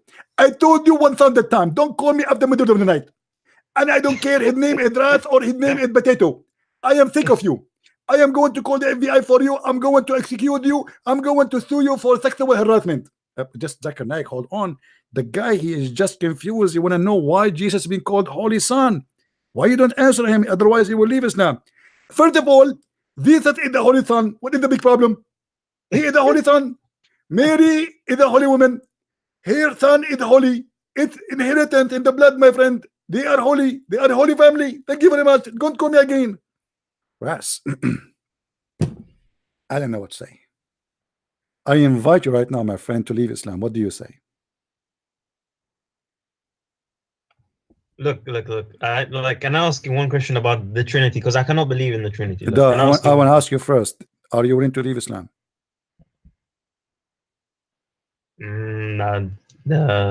Why? Because Allah want to give you long penis? Be honest with me. Do you have a short one? And this is why you want to stay as a Muslim? No, obviously not. That's not. Come on. Otherwise, what kind of God he want to make your penis long unless you have short one? Look, go to John 14:28. My friend, don't go to John 14. You do not know even how to explain your Quran. You want to go to my book? Look. You're crazy Muslim. You do not even know what is written in your book. How come now you became expert in my book? I'm not an expert, but look at your own. You did not even know what the Quran is saying. So how are you asking me to go to John now? Why you are jumping? Well, what do you lose? No, I am here to show you from your book that Islam is a stupid cult. How Jesus is no one, but he is a holy son. I want to know. Is your prophet is a sinner according to Islam? Is Muhammad a sinner? Yes. He was not infallible. No. He was not infallible. What does that mean? Is God? No, I'm saying he was not as in he was not perfect. Okay, so he commits sin, right? He did, yeah. So why Jesus he did not commit sin? Muhammad commits sin. What do you mean Jesus did not commit sin? It's just say there in front of you, he's holy. Hello. Somebody he is holy. It means he did not commit sin. We don't call somebody commit sin. But no, yet is holy. Adam and Eve were both holy as well. But no, my friend, sin. Nowhere. This is stupid of you to say Adam and Eve, they were kicked out of heaven for committing sin. And they ask Allah for forgiveness. Look what the Quran said. That Muhammad, and the Muslim here, they fabricate the translation. They say that Allah may forgive thee the fault in the past. What fault? It says here, Dhambaka, sin. Change the translator, you will see how the translation changed. I mean, Muslims are the most hypocrite people when they translate their book, my friend. Do you agree with me, Ras? Do you agree that you Muslims are a bunch of liars when you translate the Quran? What do you say? No. Okay. What I can tell you, I just changed the translation. Here we go. This is Biktal. It became suddenly, it's a miraculous, became sin. In the other translation, it's fault. There's a huge difference between fault and sin. Okay, so what do you? So you expect every scholar to say the same thing? This is not a scholar. This is Arabic Quran, my friend. In Arabic, it says ليغفر لك الله ما But you asked تقدم me, you asked me من about scholars. You asked me about Muslims. No, I'm asking you why they lied. This is not scholar here. This is translation. Why I you don't Muslim? know. Why? Okay. So now you're a prophet confirmed to be a big time sinner. I want to ask you another thing. Why Allah saying to Muhammad, I forgive your past and your coming sin? Have you ever heard of an open license for sin? What kind of God? If Allah says so, then it's fair. It's fine. Oh, so Muhammad now he can sleep around, he can go to the disco, he can do hippie, he can be a gay because Allah he forgave his sin, the past and the one to come.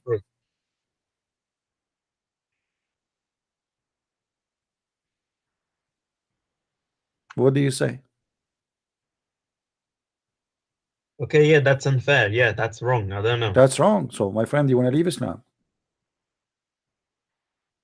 There is more than one reason for why I wouldn't. Can I tell you why? Give me one. Give me the As I first was trying to tell you before, go to John 14:28. Oh boy.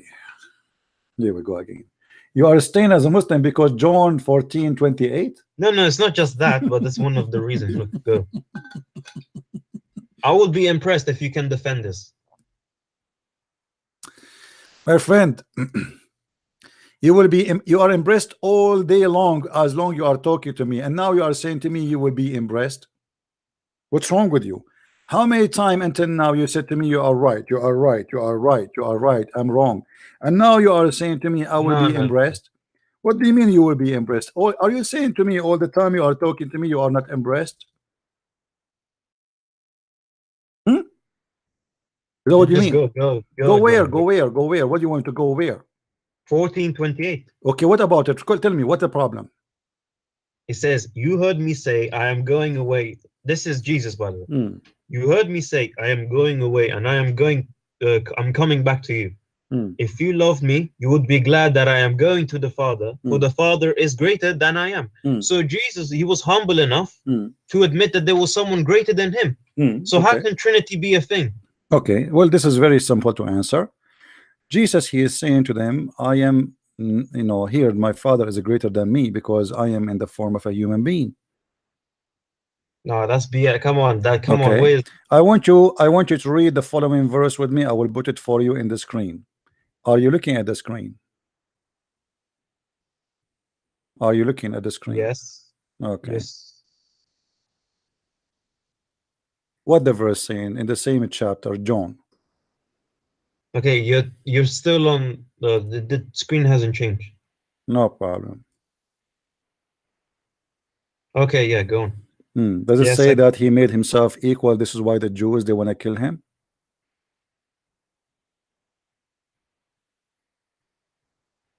Yes. Okay, so Jesus is equal to God. Okay, so God was afraid that Jews would kill him. No. So he had to lie. What lie? Abdul, don't ever try to insult Jesus when you are talking to me. Don't ever try. Okay. I will. Do you know why? Because you're saying, oh, they would kill him, so he has to lie. What kind of God has to lie? Why would he do that? Where he lie? You're telling me he told them that he is not because otherwise they would stone him. They would kill him, right? Where it says he told them he is not. Where it says that? That's what. No, you idiot. I'm saying to you that Jesus always confirmed that he is equal to God, for he is God himself. When his disciples said to him, show us the Father, he said, I am with you all this time and you do not know me, and the one who saw me, he saw the Father. For me, shut up. For me and the Father is one. Here, what the verse you are saying in front of you in verse number 28, it says clearly that my Father is greater than me because I am in front of you in the form of a human being, which make me limited to the form of a human being. But my Father is not limited to a form of a man, and this is why he is greater than me. But everything the Father have is in my hand in the same time. You see, everything. Abdul. Read the verses before it and the verses after it, and you will see how silly you are, because it says it clearly. read verse number 31. Are you a donkey like your prophet, or you know how to read? You're the one being a donkey. Are you a donkey or not? BS. Are you a donkey or you are? To explain it. Okay, are you a donkey or not? Read the verses. As long as you will see. BS, okay, hold on. Explain anything. Okay, hold on. Okay, let us laugh at you. The chapter on the front of us says it clearly that the Messiah is God. My Father is greater than me for a very simple reason. For the Lord himself, he humbled himself, and he came in the flesh of a human being. So he humbled himself. Nobody can see God as he is and live. So this is the humble image of God. This is why my Father is a greater than me. Don't try to explain Christianity according to your stupidity. I don't explain Islam according to my understanding. I explain Islam according to your understanding. What you Muslims you do, you take a verse from the Bible and you try to make it the way you want. Oh, Jesus said, my Father is greater than me. Yes, he is a greater than me, he said, for he is in the form of a man. And nothing wrong with that. That's why we believe in the Trinity. The Trinity is the person of the man, the person of Jesus, which is the word of God, speaking that my Father is a greater than I. Why? Because simply he is not in the form of a man. As simple as that. God, he humbled himself, and he came in the form of a man, not the opposite. Don't call me yet. Let me finish my answer, Abdul. You know, when a Muslim he speak about something in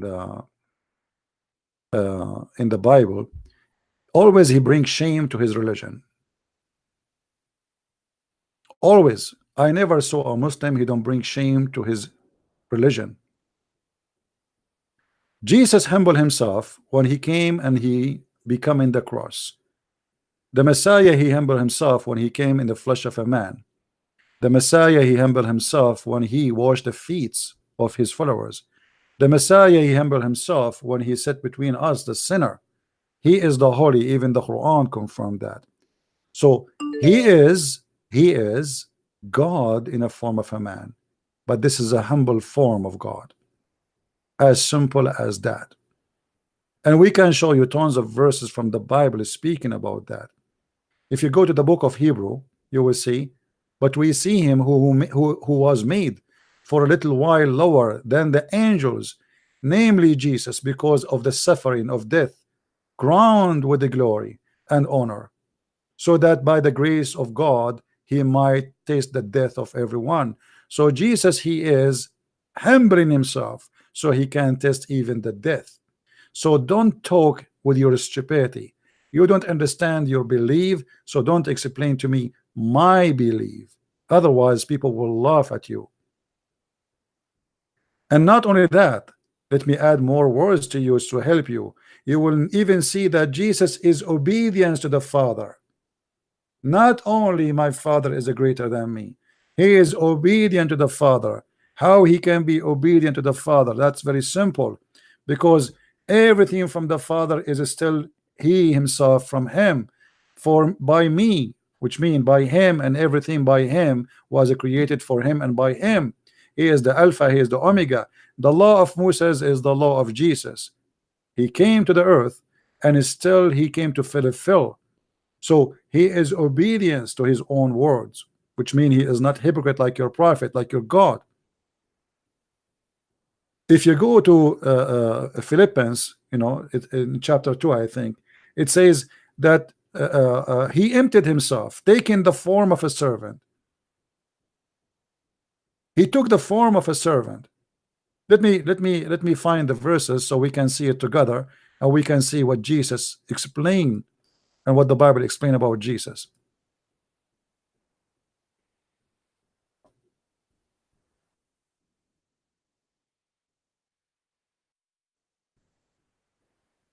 Philippians 2.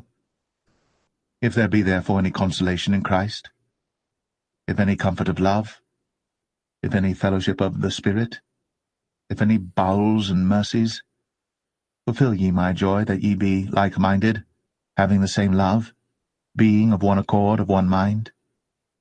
Let nothing be done through strife or vainglory, but in lowliness of mind let each esteem other better than themselves.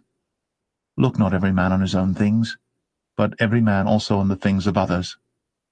Let this mind be in you, which was also in Christ Jesus, who being in the form of God, thought it not robbery to be equal with God, but made himself of no reputation, and took upon him the form of a servant, and was made in the likeness of men. Do you see, my friend, what it's saying? So he is God who take a form of a servant, a form of a human being. This is why Jesus, he said, my Father is greater than me. Don't try to explain something according to you. You can take any verse you want and you can post it in Google and type next to it interpretation, and you will see how the Christians believe and what the Christian believe. When you debate somebody, debate him about his belief, not your belief. Which means when I debate Muslims about their religion, I debate them about their religion, not mine. Which means you believe in something, I show you what you believe.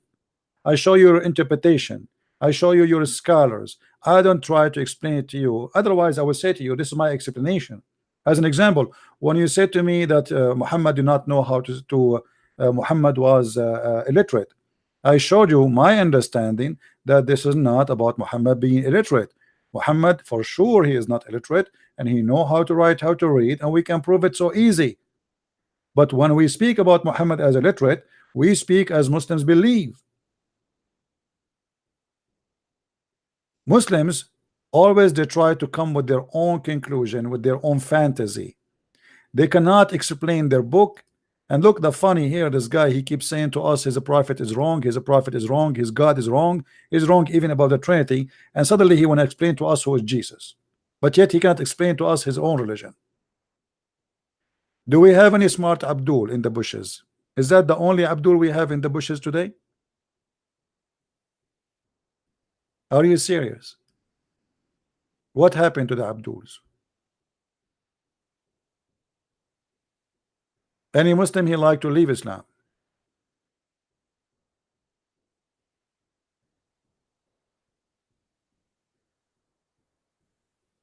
Anyone?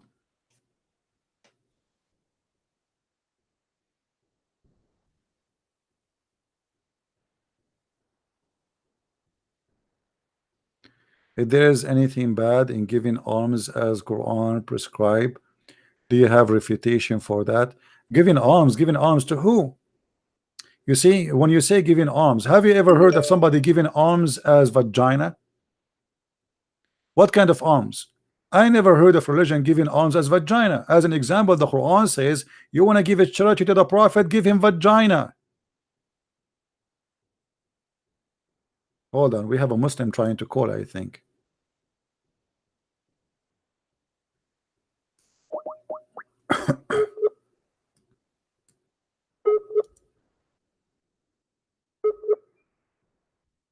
Friend, I'm trying to call you.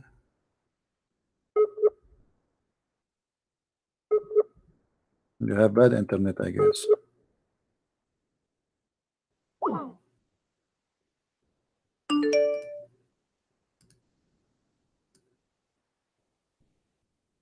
Let's give him a chance to call.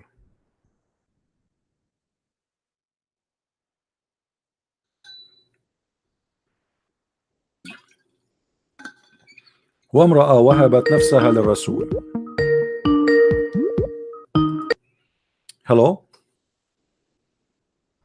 Assalamu alaikum. Wa alaikum assalam.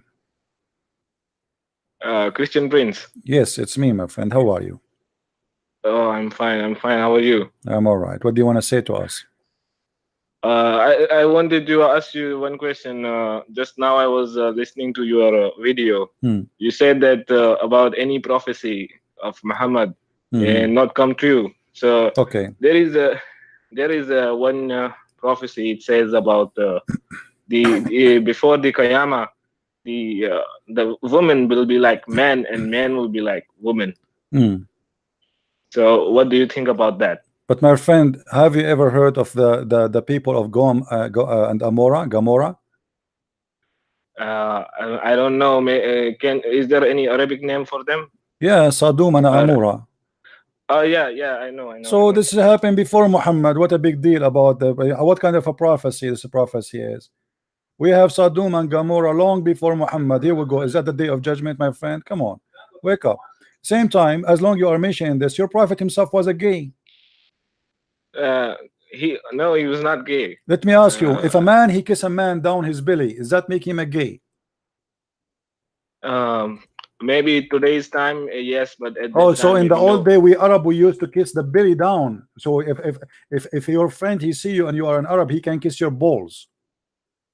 No, it's not the balls. Maybe. Okay, so what maybe then? What is there? What is there down the belly exactly? I don't know. Only Allah okay, knows. so don't tell me that your prophet he make a predict that in the judgment day people will be gays and lesbian. People are gays, lesbian before Muhammad. And Muhammad, he have a chapter about it in the Quran, in chapter 5, verse number chapter 4, verse number 15 and 16. And here, if you read with me, you will see that your prophet was kissing a man and going inside his shirt, and they are getting naked, and he's kissing down his belly. What about your prophet? He pissed like a woman. Is that true? But in Islam, it's a haram for the guy to have sex with the guy. My friend, let us see if this is haram or not. Did your prophet piss like a woman?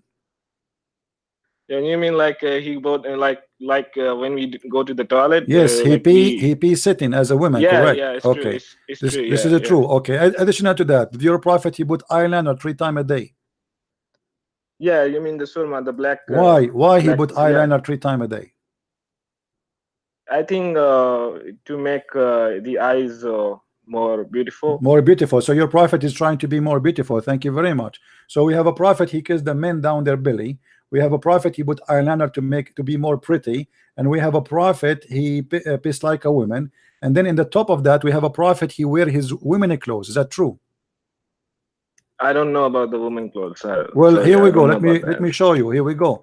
And I'm very glad that you are an Arab, so you speak Arabic. You don't have a reason. No, I'm not Arab. Oh, you are not. Oh, okay. Here we go. No. Do you see your prophet wearing his wife's clothes? I don't see on the screen. It's narrated Ibn Umar, right? The prophet burned the dead palm trees of Bani Nadir. Hassan ibn said the following Vedic verses about this event. No, it's where does it say that he wears the clothes of the woman? It says there he's wearing the shirts of Aisha. And by the way, it's not a shirt. This is a dress. What shirt? At that time, there's no shirt. Oh, okay. You're wearing a shirt, but I'm not. The prophet saw. Why Muhammad is wearing women clothes? Oh, I don't know. Only Allah knows. I really don't know about this. Okay. Do Muhammad used to have mukhannath in his house, a gay who stay all day long in his house? What was his name? There's many of them. Which one you want? What about? I don't know. What about having a gay? He is an imam in Islam. Is it haram? Yes, it's haram. It's haram. Here we go. This is Sahih al-Bukhari, my friend. This is Sahih al-Bukhari. A bunch of Muslims, they came to the Caliphate asking him, Uthman, that we have a gay imam who is showing his ass trying to seduce us, and they are complaining. So Uthman, he said to them, still you have to pray behind his ass, his holy ass. And then the Muslim, they said, look like we have no way except to accept to pray behind a gay.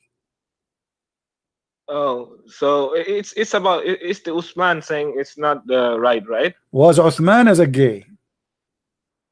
No, he was not. I think he was not. What about the uncle of Muhammad was a gay, Abu Lahab? Yeah, Abu Lahab, but he was Abu Lahab was maybe he was gay because but this is the uncle of Muhammad. Muslims. Is it true that you're Muslim? You say that Abu Lahab he cannot sleep unless we put some sperm in his anus. I don't know. Yeah, well, this is your prophet uncle. What kind of a family he have? So you Muslim, you speak too much about gays, but all of Islam is about gay.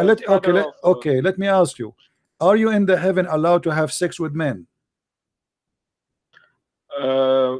I don't know. Maybe yes, because but in heaven, Allah promised that you will have anything that you want, you desire. Okay, so why? What kind of religion? It is yes to have sex in heaven with men, which means you will be a homo, but it is haram to be a homo on earth. What is the logic? Only God knows. Maybe because in heaven we don't have that shame. Like we think it's wrong, but in heaven we don't have the wrong and the right. everything is right. So in the heaven, it's a hippie place. You do whatever you wish. You take your penis, you put it anything in front of you, even if it's a goat. Maybe, yeah. According to Islam, it's a like this, yeah. Well, that's a wonderful religion, my friend. So what is the point of saying that being a gay is a sin then, if it is going to be okay in heaven? Yeah, in heaven, maybe in heaven we don't have to reproduce, but in earth we have to reproduce. So maybe like in well, there's no need to produce, my friend, in earth too. I mean, we have too many people, too much people. Don't you notice that people are suffering because we have too much production? Yeah, right now maybe yes, but I think in the time of Muhammad. My friend, have you ever have a sexual relationship with a man before? No, I don't. Okay, in the heaven it says whatever you wish, as you said. If a man he like to have sex with you and he want to do bang bang to you, do you have a problem with that? Of course I have. But to God, he said to him whatever he wish. He have to keep his promise. So now how Allah can maintain his promise whatever he wish if he wish to have you? I don't know. Maybe can I ask you a question if you don't mind? I'm not a gay, my friend. Let us continue with that conversation. So what kind of God he says to us whatever you wish, but he cannot keep his promise because the guy he like to have sex with you, maybe you are very handsome. So now how Allah will solve the problem? Here we go. You don't want to give him you don't want to give him your anus, but he like to have your anus. How we can solve this issue? What do you think about Allah? How he will solve it? Because I think maybe Allah he will provide him that like I don't know, but if you ask me, according to my knowledge, maybe Allah will provide him the pleasure or imagination. Or maybe so Allah will create like an implement of your anus to keep his promise, like he will make two of you. Yeah, maybe, I don't know. Oh, okay, so guys, maybe Allah he will make two of Mr. Ali. One to that guy to F and one is this one. So okay, that makes sense. Now my friend, if you go to heaven, I'm asking you a very serious question. Take it into consideration. You are now a Muslim who is going to enter heaven. What is the first wish sexually you wish to have in the heaven of Allah? Maybe I don't know, maybe get a good wife there. Good wife in the heaven of Allah? You will have a good wife? I mean, she have to be a whore. How is she? How you can find a good how you can find a good wife in Allah house if you are saying to me in Quran it says that my friend, if you just said to me that in the heaven of Allah everybody F everybody, so what good wife mean? Like good wife, I mean like beautiful wife. Just beautiful. Okay, is that how Muhammad described that Allah will give you a woman? They have nice nipples and they have nice vagina and they have nice breast. Yeah, it's about who, right? Who's? No, not necessarily. Even Allah, he will import from hell special women who are prostitute, like prostitute. They work in Las Vegas. If you look with me in the screen, I don't know if you can see it. Do you see the screen? Yeah, I can see the screen. This is like Usman Said Al Salat. No, this is different. Okay, this is going to come. Okay, to I'm right to like this one. I'm just saying. Okay. There is no one whom Allah will admit to pray that, but Allah will marry him to 72 wives, 2 from Houris, and 70 from his inheritance from the people of hell. All of whom will have deserved from. Okay, I did not know knew about this hadith. Is it sahih? No, it's da'if. Everything in Islam is da'if. It's da'if, right? Well, no, this is Sunan Ibn Majah. And Ibn Majah is an authentic book, but if you go, they will check, they will say to you it's da'if. The Muslim, anything look embarrassing these days, they make it da'if. But look what your prophet he says to you. Very good news for you, Mr. Ali. You are going to have in the heaven of Allah a male member. He is in a translator, he is trying to be nice. It doesn't say male member, by the way, it says the you know, you will have a D which will never go flat tire. Do you see it? Yeah, that's I know a very good because, news, my friend. Yeah. By the way, you can use it as a sword because it will never go flat. I mean, you can break rocks with it. You can break rocks with it. You can use it as a hammer. You can drill in concrete. I mean, I don't know what you can do with it, but look what it says here before that Allah, he Yes, would. Habibi. Just one. I wanted to ask you one My question. friend, don't say Habibi. People will think you are a gay for real now. I'm not Habibi. What Habibi? Don't say that to me. We're talking about gays and lesbian and effing. You say to me Habibi? Okay, That is dangerous. No, okay, no, Habibi. Just wanted to ask you one question. Can I ask? Go ahead. Just because I also I'm interested in Christianity, but just tell me, what is the difference between Allah and the God of the Christianity? Is there any difference? There's nothing to share, actually. As you see, your God is a pimp. Yeah, but it's coming from the hadiths. Maybe hadiths. No, the Quran true. is the same. What about the Quran? Isn't it the Quran teaching you about women, and he speak about their vagina, what is inside their vagina? Have you ever heard of a book speaking what is inside the vagina of the women, that nobody put his penis inside? You know, is that God? Allah says he's not shameful of saying these words. There we go. So your God is not about being shameful, my friend. Your God, he concentrates in his sexuality in order to tempt you, to make you work for him and die for him. That's Muhammad. There's no God in Islam. This is Muhammad. All those promises is the promises of Muhammad. Your God never exists and will never exist, and you Muslims have no idea who's he. Oh, what you know, there's a God, his name is Allah, and we have to bow down, bend over for him 5 times a day. How, why, where, we don't know. So Allah is not the same God in absolutely not. No way. So why it says about the in Genesis Allah is Allah, where it says the word Allah? Right? No, where it says Allah. Are you saying the Bible translation? No, not the translation, but I used to heard before Ahmad did that. That's a donkey. What did that? There's nowhere the word Allah exists in the Hebrew. What Allah? Allah in the Hebrew is a Elohim. No, Elohim is not Allah. Elohim is not a name of our God. Elohim is a word meaning gods. We don't have, you know, the whole Bible did not mention, by the way, a name. Like when we say Jehovah, Jehovah is not really a name. There's no name can describe a God for his glory. What we have is God, you know, identify himself by saying, I am who I am. So God for us is not a name. You Muslims have a God who have a name, and that God, doesn't matter what his name is a filthy God. So basically you are saying Islam, the God of the Islam is not the same God of absolutely not. Your God is evil, your God is ugly, your God is disgusting, your God is filthy. Your how God we how do you know that which one is the true one? Only because maybe Islam teaches about like shameful things. That's the only thing. No, not only this. Not only this. Not only this. Your God, as an example, is a stupid God.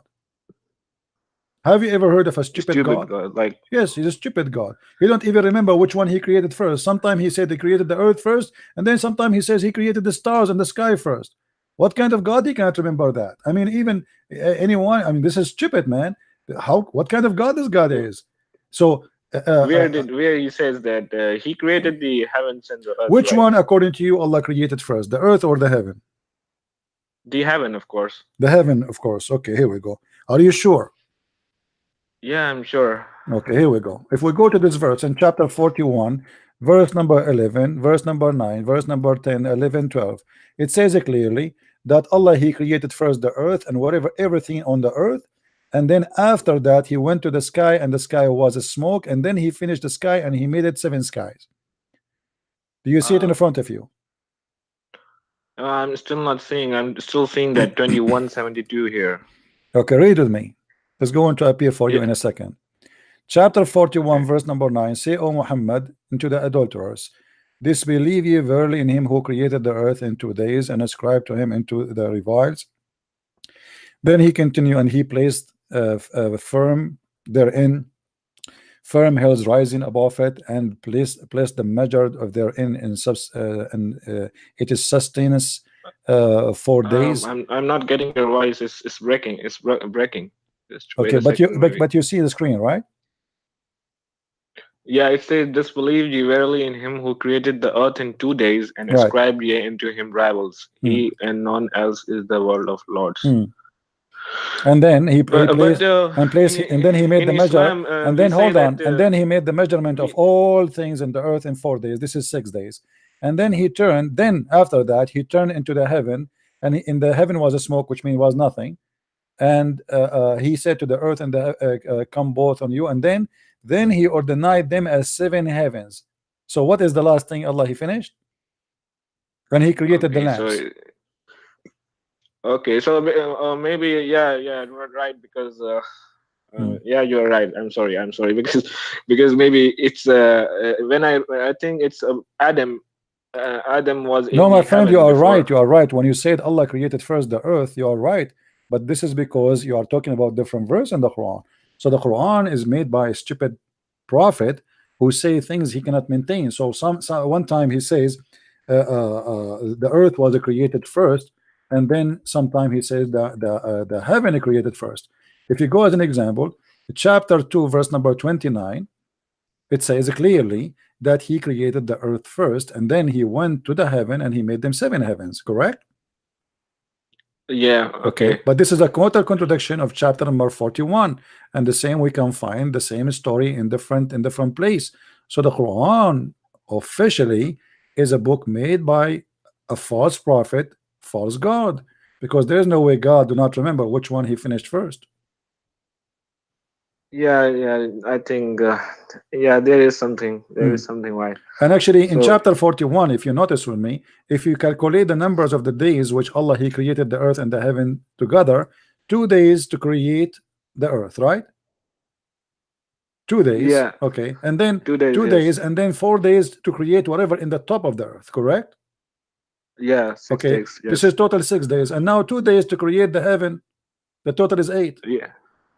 Yeah. But in different verses in the Quran, Allah he says he created everything in 6 days. Yeah, this is like, I think it's a fabrication maybe, or the Quran fabrication. So now the Quran is a weak Quran.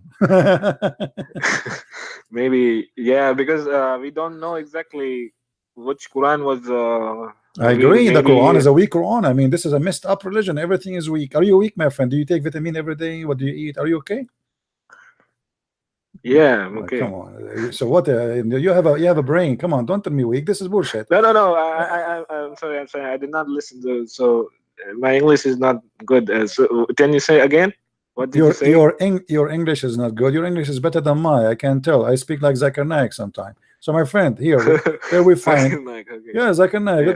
Let me. If we ask Zakir Naik what happened here, he would say, "Christian print he asked me question. Why in the word one word in the Quran it says 2 days and 4 days and 6 days, and this total will be the 8 days?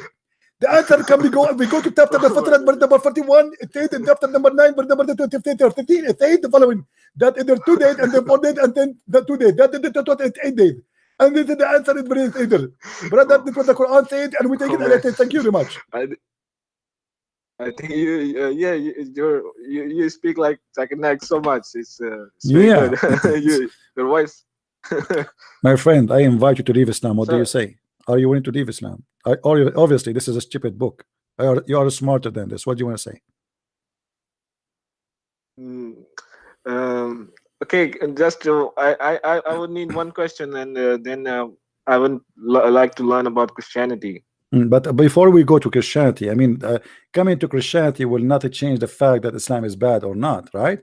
So say I left Islam, and then you can ask me about Christianity.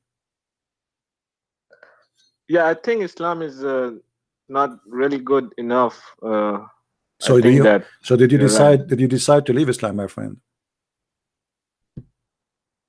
Yeah, maybe yes. I want to look more into Christianity. I want to. No problem. More. But you say to me you left Islam.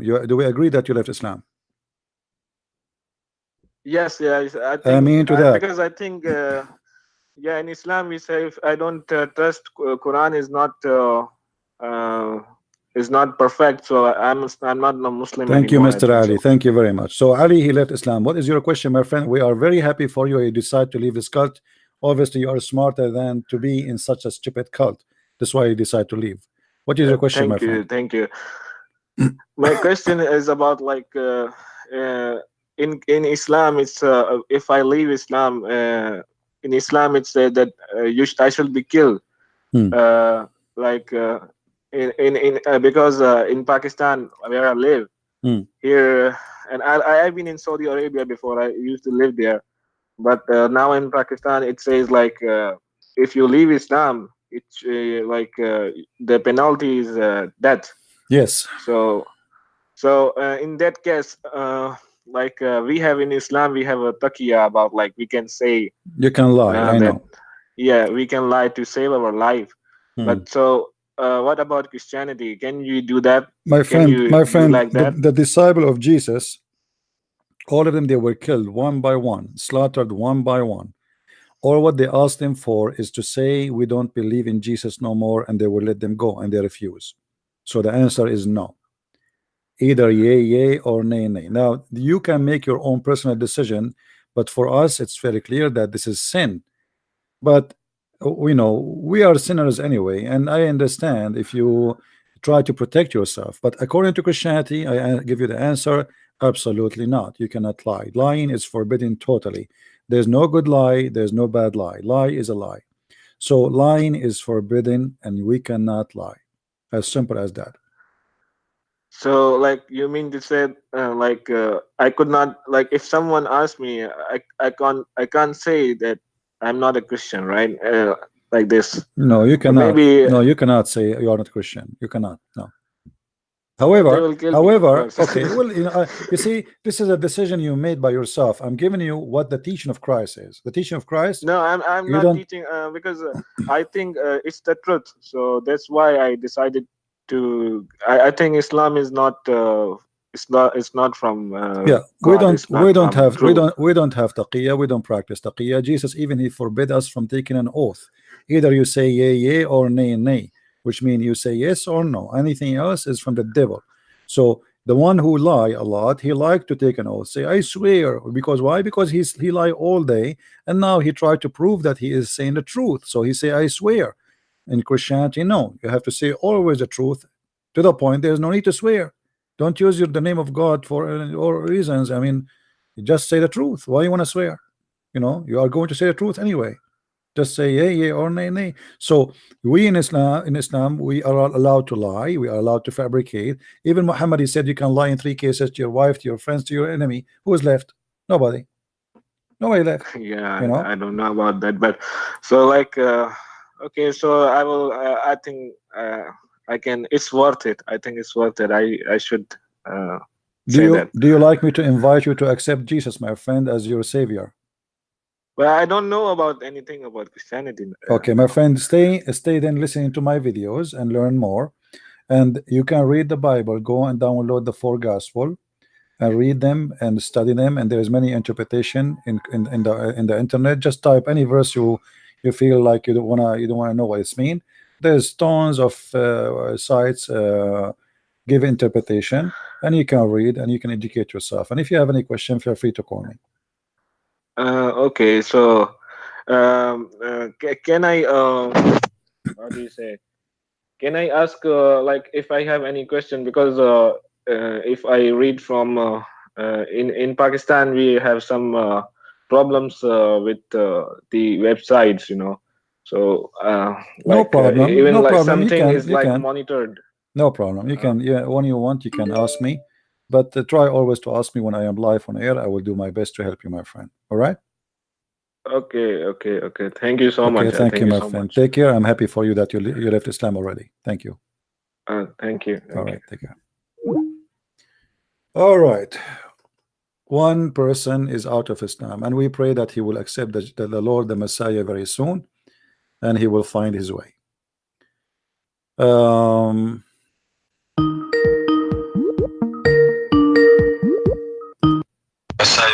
Raz, why you are calling me, Raz? Did you decide to leave Islam, Raz? This is Raz. Hello. Did you decide to leave Islam? No. Why not? I mean, you just said to me many times that the Quran is full of mistakes. Your prophet saying stupid things. You agree that the Quran is stupid, and now you don't want to leave Islam. Why? No, I think some things are not exactly right. No. Yeah, you said that your prophet, he made But no, mistakes. look, You said the wait. Quran making mistakes. Wait, So one what is second, left? Prince, 1 second. Hmm. Okay, I'm back. Yeah, close the door. I don't want your mom to know what you are doing. Yeah, I closed the door. Yeah. If your mom, she know what you are doing, she might do something to you. Be careful. So now, why you don't want to leave Islam? I'm not really fully convinced that because, for example, if Islam were to be false, there is no okay.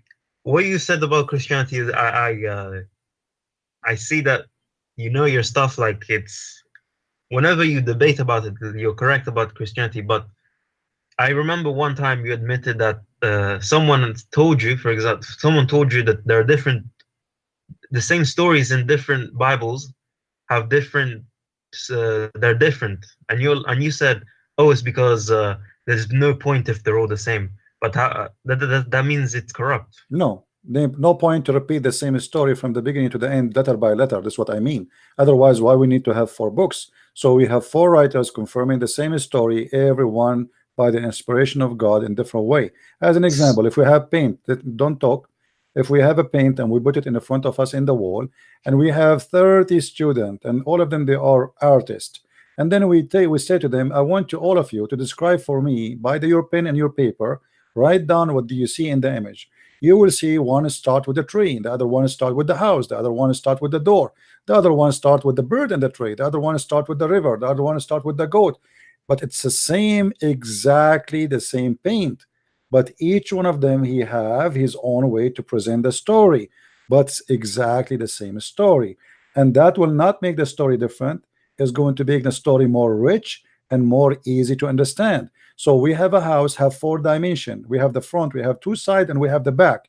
We have 4 to cover. Shut up. We have 4 writers to cover all the 4 sides of the house. So we don't have a 3-dimension story. We have 4-dimension story. And by the way, even your prophet, he said, take the Quran from 4. Is that right? Yes. Okay. Why you did not take the Quran from 4? Or why you take it from 4? We did. We just don't know where. Where are they, the 4? I don't know, but I don't know. You did not take it from the 4. You did not take it from the 4. Where are they? One of them is Ibn Mas'ud. You did not. You have. Where is the Quran of Ibn Mas'ud? Uthman, he burned it, right? So why your prophet trying to copy Jesus' apostle, and he said take the Quran from 4? If one of them, hey, have all the Quran, why we need 4? Okay. Listen, can I listen? Let me say this. You just said your analogy of the doors, yeah, about the stories. Okay, I get that, but you just said to the guy, Christians are not allowed to lie, whether it's for goodness or for whatever, yeah. That itself is a lie, because you're saying, oh, but yes, the story may not be true, but it's, you see, I don't like to talk to stupid. Don't call me again. Where I said you can lie in here. I mean, are you a donkey or what? It's the same story, a donkey. It's just 4 writers writing the stories in different way, not 4 stories. It is the same story. Don't be stupid. Don't call me again. I have no time for kids. No, don't call me again. That's it. Let an adult call me. Where I said this is a different story. What stupid people are. Unbelievable. If we go in the book of John, chapter 1, verse number 1, we will not see it is the same verse in the chapter of Luke. Does that mean those are 2 speaking about 2 different gods? No. Both of them, they confirm the same thing. And if they are going to be the same exact story as it is word by word, that will be stupid to write another book. So it is the story as it is, but every one of them give us details which the other one maybe did not cover. As an example, one, he was more close to the cross and he heard what Jesus said in the cross. The other one, he heard what people said when Jesus in the cross. The other one, he heard what the soldier he said to the person in the cross. So every one of them, he is completing the story. They complete each other. The story is the same story, and this is why you will not find really any contradiction. It is a complete story.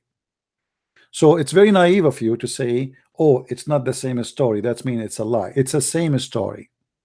The 4 Bibles confirm that Jesus was crucified. The 4 Bibles confirm that Jesus was resurrected. The 4 Bibles confirm what happened in the cross. The 4 Bibles confirm what Jesus said in the court, all of them.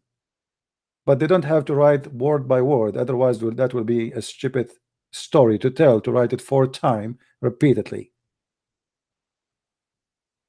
If we go right now and we bring 4 witnesses who saw, let us say, a crime, 4 of them, they saw the same crime, but when they write their, let us say, witnessing paper, everyone he will write in his own way, but all of them they repeat the same story because this is what they saw. But it's not going to be identical, otherwise people are a machine. If we are a machine, then we print the same story, we say the same words, and we say exactly like each other. People, they come to your house, one he say hello, the other one he say hi, but both they say the same word. So if I write he said hi and you write he say hello, it is the same. It is hello and hi. If somebody says a person, he came to my house and then he went and he took drink some water, another person reporting the same story, he said he come to my house and he sat in the couch, but doesn't mean that he did not drink water too. So he sit in the couch and then he drink water, or it might be the opposite. He drink water first or he sit in the couch. So depend in the story what the story is, but the 4 they give us more details of the story, confirming each other, not contradicting each other. And this is why we are blessed with having 4 Bibles, not 1, for we can understand better. Actually, even Muhammad, he said that he asked Allah to send the Quran in 7 letters. Why? Because according to Muhammad, Muslims are stupid and they cannot understand the Quran if it is written in 1 Quran.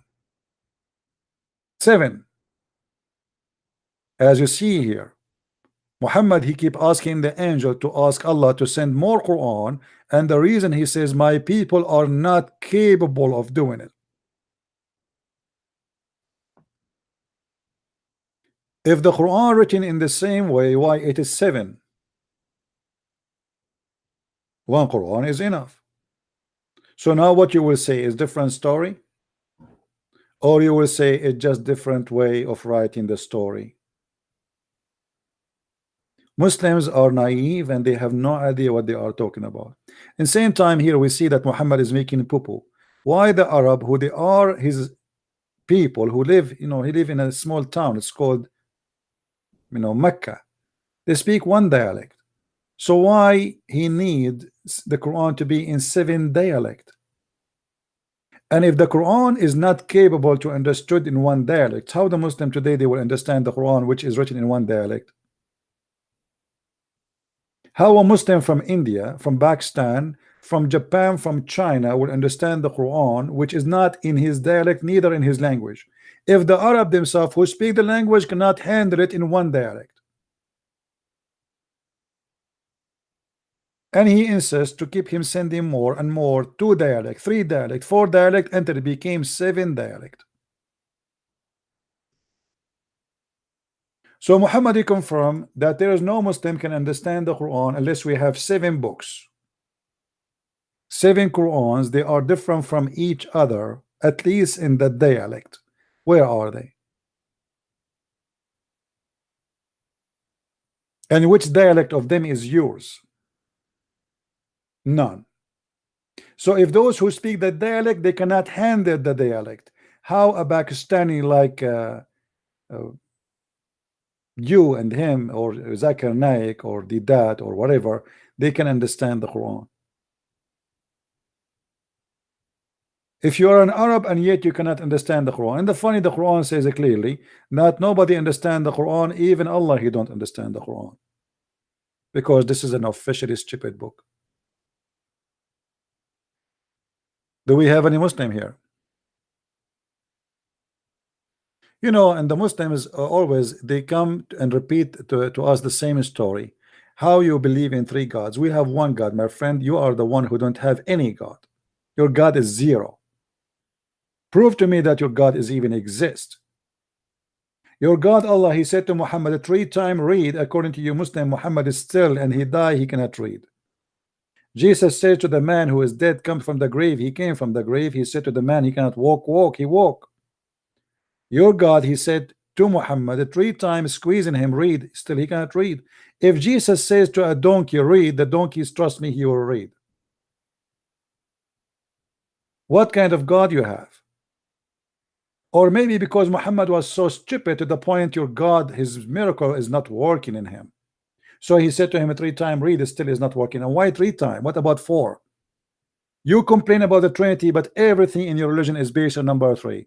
If we go to your hadith website and we say, we type there in English, let me show you. I will type in English here the word 3 times.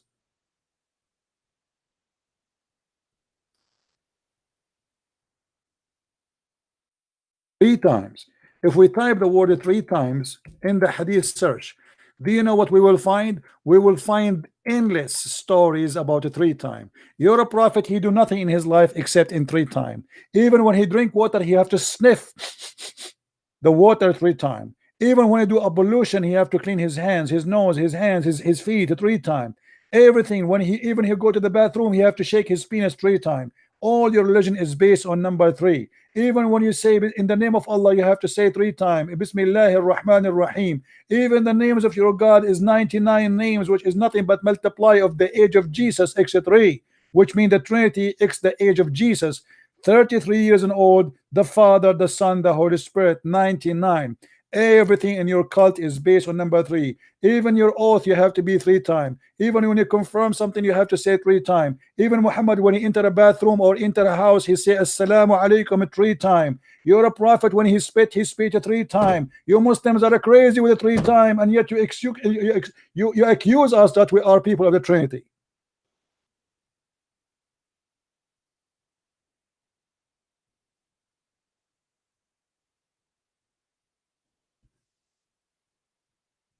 Have you ever heard stupid religion more than this? Mary, she fasts, she will not talk for 3 days. Zechariah, Allah make him mute for 3 days. If you divorce your wife, she cannot get married until if you divorce her 3 times, she cannot get back to you anymore. I mean, everything in your religion based on 3 times. Your God, Jibreel, Muhammad, 3. This is the Trinity of Islam. What do you have?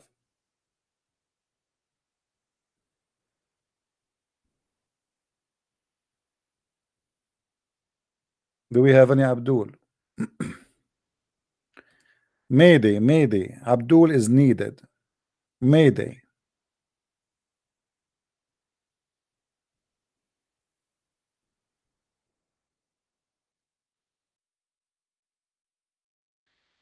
All right.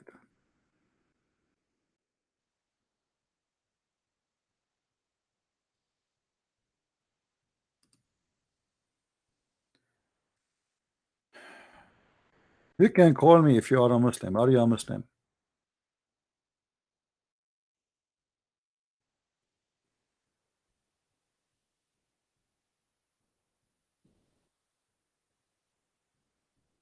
Please don't call me unless you are a Muslim. At least for now. Or maybe an ex-Muslim. You want to tell us your story.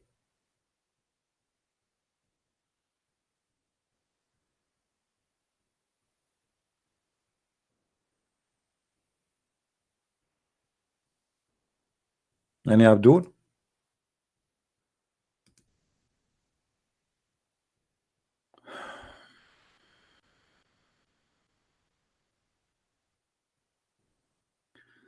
My friend, those who like to translate my videos in any language, feel free to do so.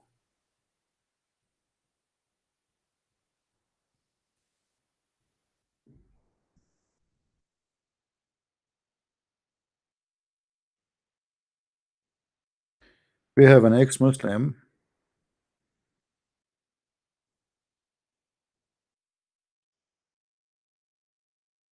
Maybe he would like to share his story.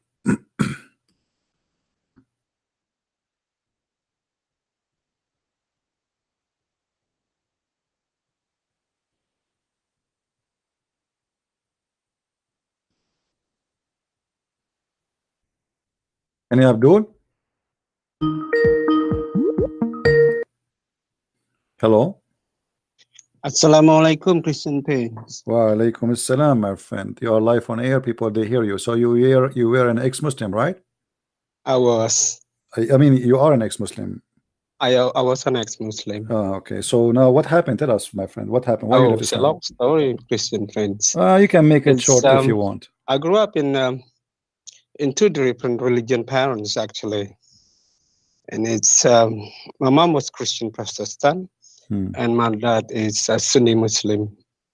But I never studied Bible in my life before, because I grew up in it's Islamic country where the Bible is forbidden, and my mom had no choice to marry my dad, because that's the only way Muslim men trick into Muslim. So it was a painful journey. At the age of 9, I had to learn Quran and Hadith and Sirah Rasulullah, Muhammad Rasulullah, and stuff. And I went to madrasa to study Islam. But it's so painful journey. I understand. But what make you decide to leave the cult of Islam? What is like the real reason? I mean, the major reason? Yes, because I thought that Islam was the true religion, the Quran and Hadith and Sirah and etc. And I did believe that Muhammad was the final messenger, Khatan al-Nabi. So completely changed my perception until 2013. 2013, my mom passed away, and I have to come back home to pay last last respect to my mom. But I didn't know before that. So at her ceremony, like, someone a Christian, sometimes they do have like praying something, but not for the person who died, but just to remember the person. So I look around my brother and sister, in my cousin, they just seems to be, I find it odd, because I was still a Muslim that time. Yeah. Then I went back to see my dad's grave. So obviously I had to pray, in Islamic way. You have to pray for the dead people, because that's what Islamic do. Pray for Muhammad, pray for other Rasulullah who have passed away. So I prayed for my dad, and say Surah Yasin, stuff like that. So I went back home and thinking I pay my last respect to my mother. I went back to Europe. And in 2014, I have encounter with Christ. It's amazing, I've never studied Bible. I've never read the Bible. Never in my life. I mean, grew up in an Islamic country. It was difficult for me, especially my mom used to argue with my dad because she wanted her children to follow her. Obviously, my my Islamic name is Nurjana. You know what Nurjana means. It's light of heaven. So I went back home. Long story. I went back home, back to where I am now. I'm not telling where I am, just in case no people from back home know where I am. Yeah, don't need. So I went back home where I am now. So in February 2014, I had encounter with Jesus, and it's so real, Christian, and I'm not, trying to make it up. And in the middle of the night, he came in and stood in front of me, and I can still remember the face on it. It's like, I don't know whether you ever watched the Gospel of John movie, and exactly the same face like that. And he stood in front of me and he spoke to me 3 words. He said to me, "Come and follow my path." And then he's gone. I woke up in the middle of the night. I looked at my watch on the wall. It was 12 o'clock midnight. And then it started questioning myself. I said to myself, is it Jesus actually God? Or is it just Isa al-Masih, you know, because in Islam it's Isa al-Masih is Jesus Christ. So, and the next day, I went back to work, and I spoke to my friend, who was Christian. I said to her, "Is it true that Jesus Christ is God?" "Yeah, what happened? Tell me about it." I said, "Well, I have a dream, something. Jesus appearing to me, but I thought Jesus is only like Salam, just a prophet." And he said, no, Jesus is God." "Are you sure?" Yeah. "If you don't believe me, I'll give you Bible." I thought to myself, Bible, I'm not touching this Bible because Bible corrupt. Islam told me the Bible corrupted. So she invited me to come to the church. I said, "Well, I'm not sure coming to church days." And the following days, I felt really, really uncomfortable. I think the Holy Spirit telling me, "You don't believe that Jesus is God. I can prove you." So I felt that night I was uncomfortable. And I questioned myself. I said, "Jesus, if you really real, I can't sleep real well tonight. I'm restless. I don't know whether I believe you God or not, but I wanted to know if you are really God and you love me as a son, please comfort me." Then I went to sleep. The next morning, I felt comfort. But in my sleeping, I felt like someone is like father cuddling me. And I felt comfort. And I said, "Yes, my answer been, my question been answered by you. Thank you, Lord. Thank you, Jesus." But I wasn't sure because I want to know by myself where it says in the Bible, "Come and follow me." So I went to church, follow with my friend, First time I come into church, am I gonna doing the right thing or no? Am I not? But the Holy Spirit said, "Come on, just enjoy it. You don't know what's gonna happen, but just go it." But I felt so comfort. The Holy Spirit said, "Just go to the church." And then my friend gave me a Bible, and my friend told me, "Read from Genesis right to what you call it, Revelation."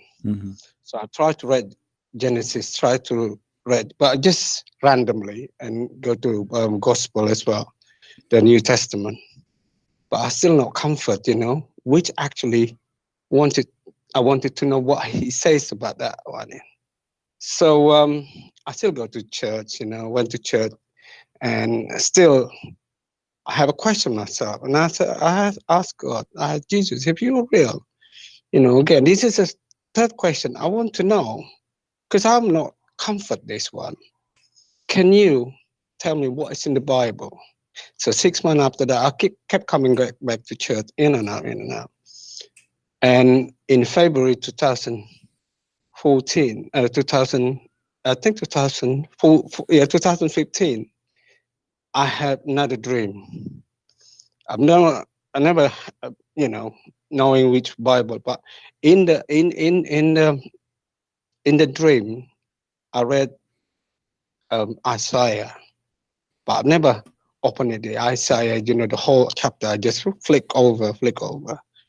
And in there, I read it, but I wasn't sure which Isaiah. So I opened my Bible, I look in the Old Testament. It says quite clearly. And when I read the Isaiah 43, verse 10, and my world came apart. Because how on earth, if you are normal human being, knowing that the Bible is 66 books, and God chose me to find that one verse that He asked me. Hello? Yeah, I hear you. I'm listening, my friend. All right. Yeah, and then my word, Power Park Christian friends. And the reason that I was still a Muslim, because I believe that time Islam was true. And even I said to my wife, I will never go back.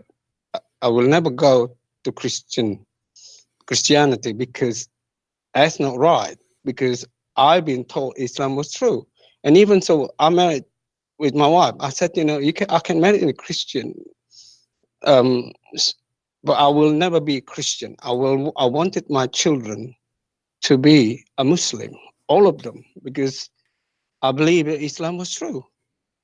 And she said, this is what bugging me before I had encounter with Christ. My wife said, you know, if you're not going to follow me, what's going to happen? You end up being like your dad or your mom, because we cannot be together, because either one way or the other. And I said to myself, this is question, big question. I even consulted my friend who is devout Muslim. All he said, are just praying and just showing that you're a good Muslim, stuff like that. It doesn't work, you know. But I wanted, you know, God to open her heart to come to Islam. But he said that's the best thing you can do. But that's bungling my question.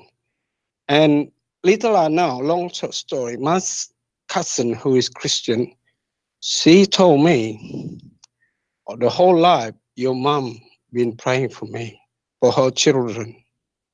But praise the Lord, alhamdulillah, all of her children now Christian.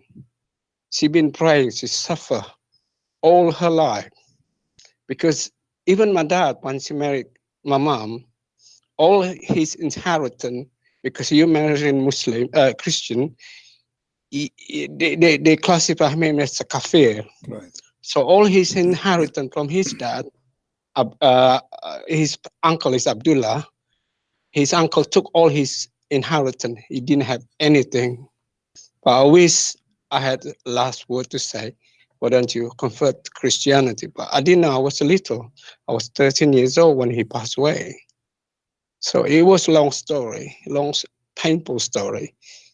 That's why I don't put my Muslim name, because it's best for me not to Christian.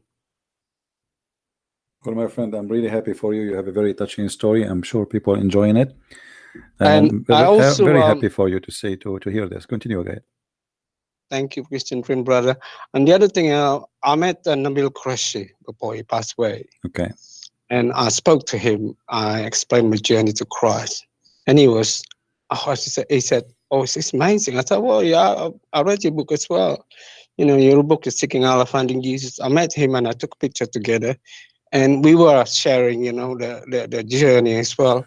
And I don't know whether you know Hassan Faraj. He's a Palestinian born, you know, but born in America. Yeah, I think I saw a video once of this gentleman. Yeah. Okay. I have tweeted him and then corresponded through Facebook and Twitter as well. So I share the journey, and he shared his journey to me as well. So yeah, I just want to tell to everyone who's Christian, please have a strong faith with Jesus, because the only thing you hold it, wherever you come from, you know, just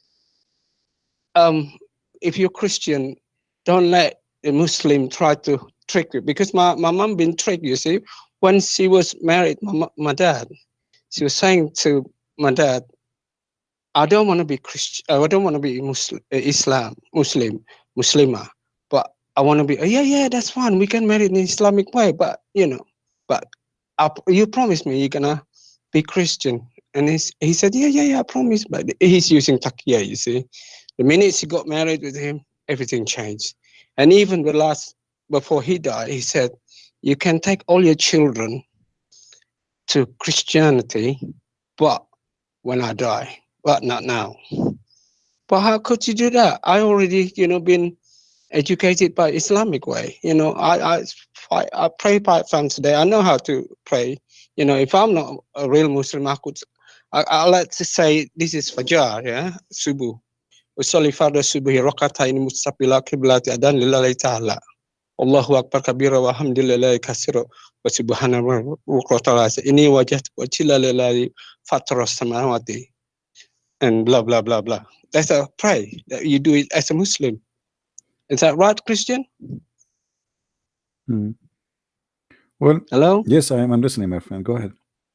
Yeah, Yes, and then you just say Surah Al-Fatiha, Alhamdulillah Rabbil Alamin, Ar-Rahmanir Rahim, Maliki Yawmiddin, Iyyaka na'budu wa iyyaka nasta'in, Ihdina siratal mustaqim, siratal ladzina an'amta 'alaihim, ghairil maghdubi 'alaihim waladdallin. Amin.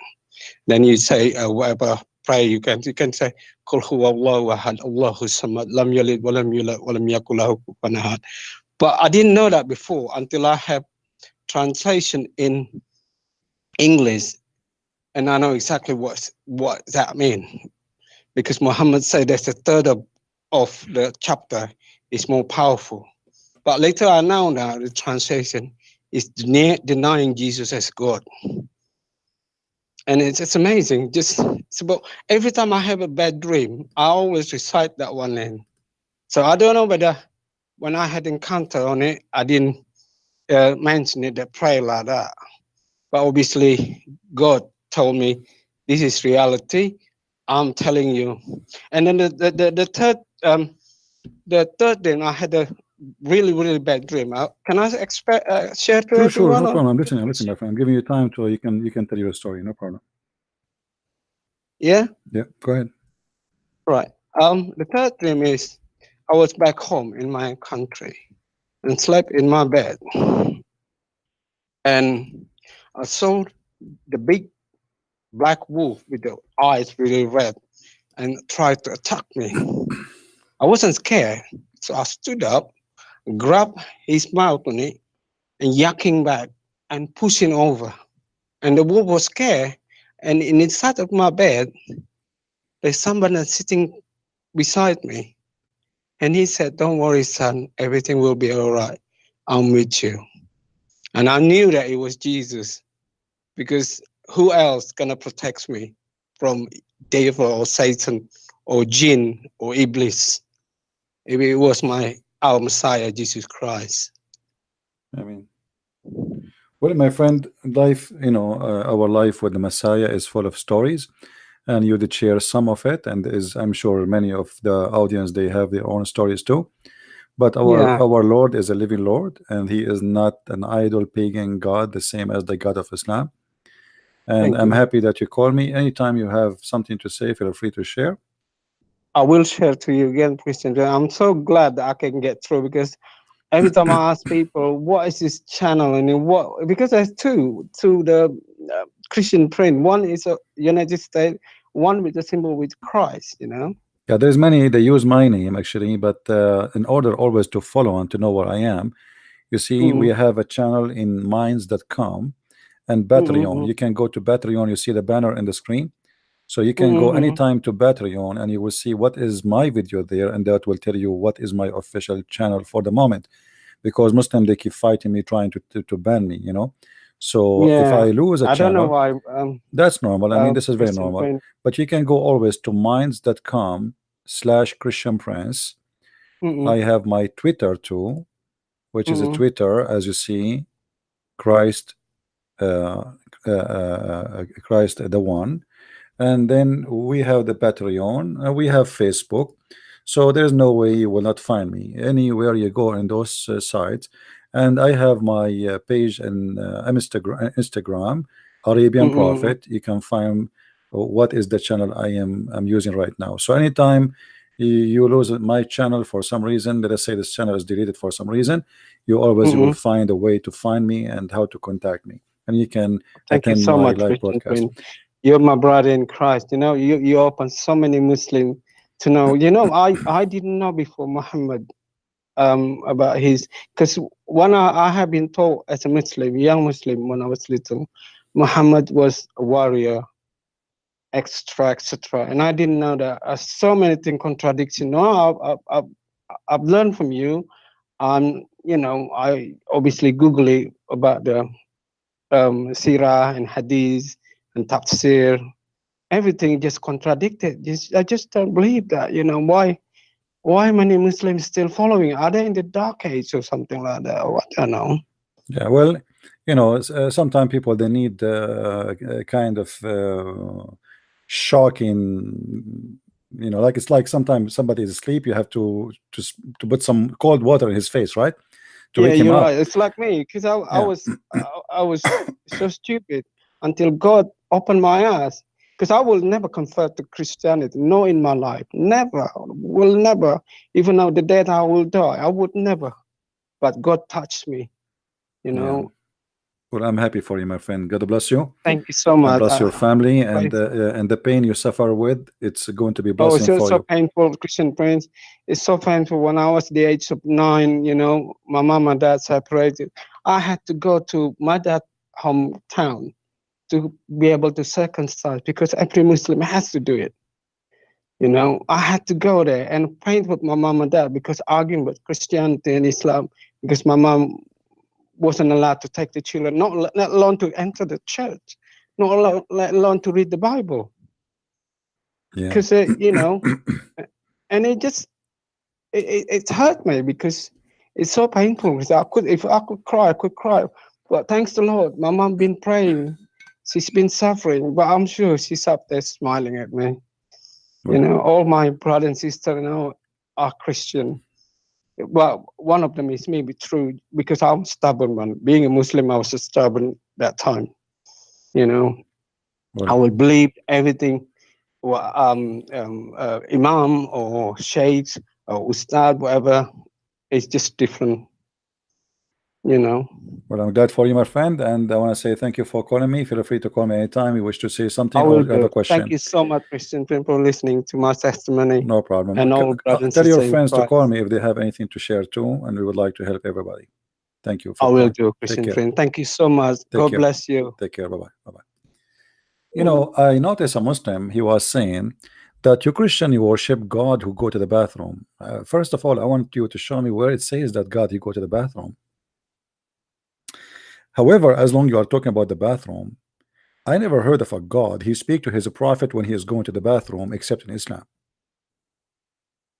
You want to talk about the bathroom, my friend?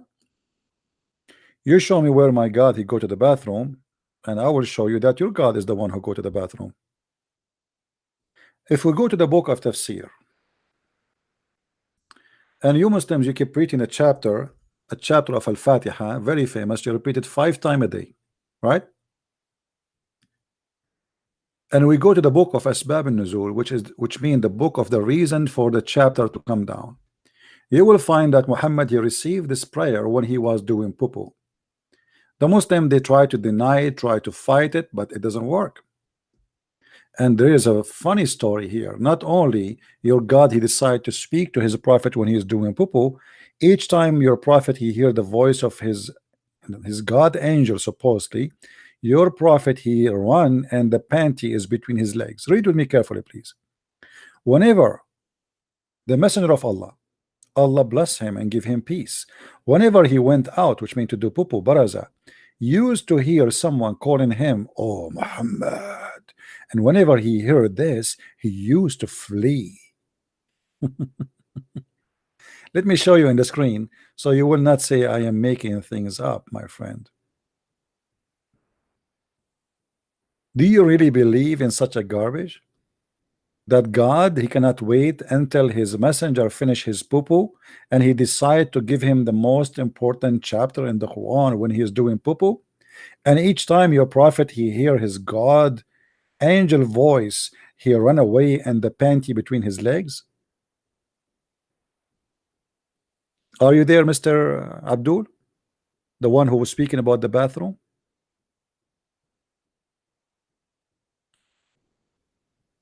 Muhammad, he is home all day long, but yet the angel of Allah will not speak to him until he want to go and do poo-poo. Why? He want to give him the chapter of Al-Fatiha. The chapter of Al-Fatiha cannot be delivered unless Muhammad doing poo-poo. Are you there, Abdul, the one who speak about the bathroom?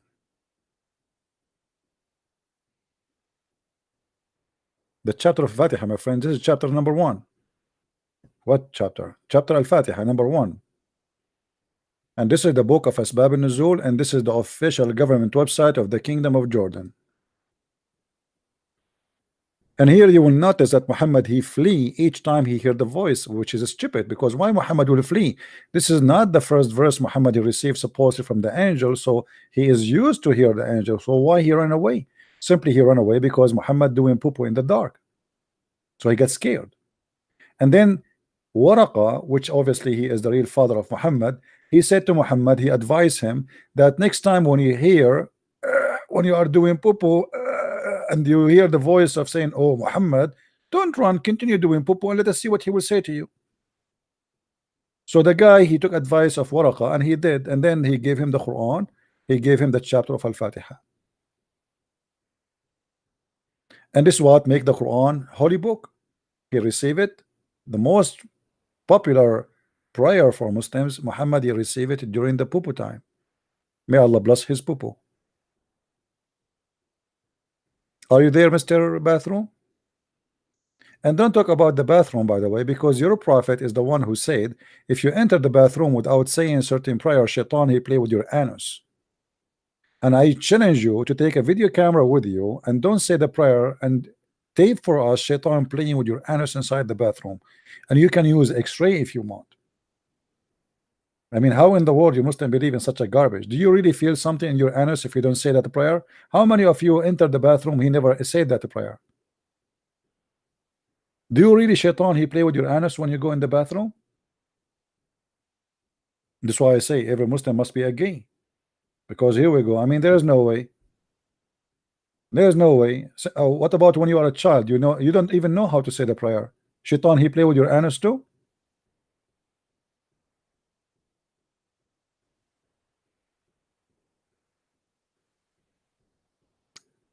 Georgian Christiana creating false. I don't know, talking to who? Do we have any Muslim here? He have some intelligence when I speak to us. Anyone?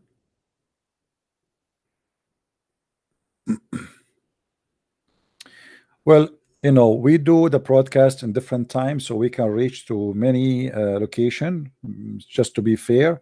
So sometime I do it early so those who live in some countries they can be with us, like in Europe. Sometime we do it now, sometime we do it even early morning in USA, so we can reach to as many as we can. You know, but however, even if you could not be here when I am live, still you can watch it later and you can see the chat, people texting and whatever. All right. CB will debate Shabir Ali. For sure I will never debate Shabir Ali because Shabir Ali, he did not finish his PhD until now. A bunch of potatoes. All in it, they will never debate me because they knew that this will be a very big problem for them if they do. They knew their ignorance is beyond imagination and they knew that they cannot expect. You see, you can be a person who listen to my videos and my teaching for the last, let us say, 15 years, but still you cannot predict what I will say today. And that because my knowledge is not limited of a few things I know and I repeat. And this is why the Muslims, they fear me big deal, because they cannot predict. I can debate anyone based on what he said because it's the same. I'm not going to mention names, but you can go and check those videos of those people. You will see they repeating the same. If watch one debate of the that, you will see it is the same. The second debate, the third debate, it's the same. He repeat himself. So I can predict what that he will say in a debate because he is limited in knowledge and he is stupid. But when they debate with someone like me, how they can predict what I will say next? And you witness yourself, Muslims call me one after one and how they get busted with no mercy. And this is why I have no fear to open my sky for people to call me. Muslims cannot do that. If you go even in Muslim chat rooms, like as an example, there's a program, it's called Paltalk. We used to go there, and in Islamic rooms, everybody have red dot. Red dot mean nobody can text. Nobody can text. Why nobody can text? Because Muslims are afraid that a Muslim, not a Christian, will ask a question, and that will be embarrassing that they do not know what to say. So the only way to avoid embarrassment is not to debate somebody he knew, for he will make you look like a fool. When the Muslim, they get someone like Hijab debating David Wood, Hijab looked like an idiot, but the Muslims, they were laughing. But the fact later they discover that Hijab, he destroyed Islam. As an example, the donkey Hijab, he said, and I'm not saying donkey to insult, I mean it.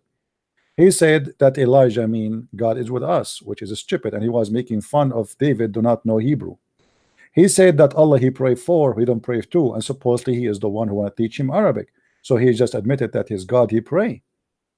He said for 4,000 years not a single Jew broke the command of Allah, not a single rabbi, not a single 4,000 years. 4,000 years, and he repeated, and he like with a strong voice and very acting in the stage like an actor. But by saying that, he destroyed the Quran, because the Quran says that the Jews they worship a man, his name is Uzair, and Uzair is the son of Allah. So how you say for 4,000 years not a single Jew broke the command of Allah and worship other than one God, when your Quran in chapter 9 verse number 30 and verse number 31 confirm not only they worship Jesus, the Christian they worship as a son of God, the Jews they worship a person, his name is Uzair, which we cannot find in the Torah, that he is the son of Allah. And then in the verse number 31 it says clearly that even they took their priest and their rabbi as gods beside God. For 4,000 years, not a single rabbi broke the he was instructed clearly to worship one God. 4,000 years, and the Muslim they were so happy, like, hey. They do not know that this donkey he just got his prophet busted. So Islam is a joke, and we here to expose it. And the more the Muslim they speak, they do poo-poo like their prophet. I cannot find a Muslim don't do poo-poo. However, they are in competition between the poo-poo of Muhammad and their own poo-poo. Which one is bigger? But I believe that still until now, the bigger person who make poo-poo in history of Islam is Muhammad, and no Muslim can defeat Muhammad in his poo-poo. His poo-poo is big and it's so beautiful and have many colors and it smells so good. Actually, I can show you a hadith where it says that when the Prophet of Allah he do poo-poo, the earth open wide and swallow the poo-poo of the Prophet immediately, and smell come out say good. Is that true, Muslims, or I'm making things up? Muslims, is that true? That your Prophet when he do poo-poo, the earth is swallow his poo-poo immediately and like yummy. Is that true? And then the smell came so wonderful from the poo-poo of the Prophet, or what is left of it in the like from the, you know, is that correct?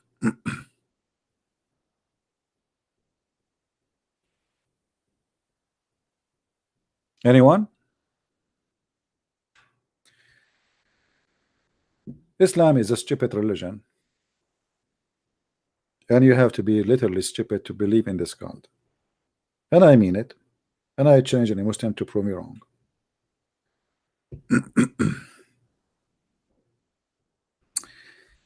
Each time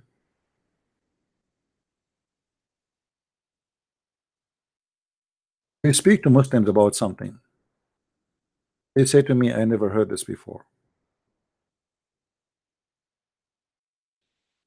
And the funny is,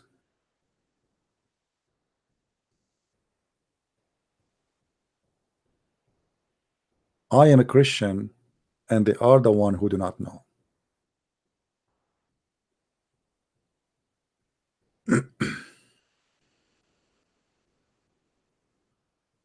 Do we have any Abdul want to call me?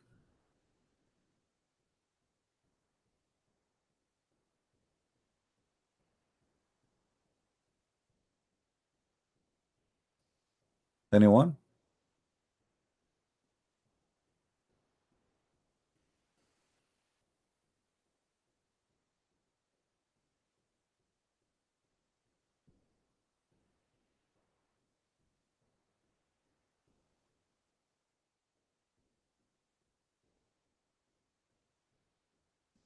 Are we out of Muslims?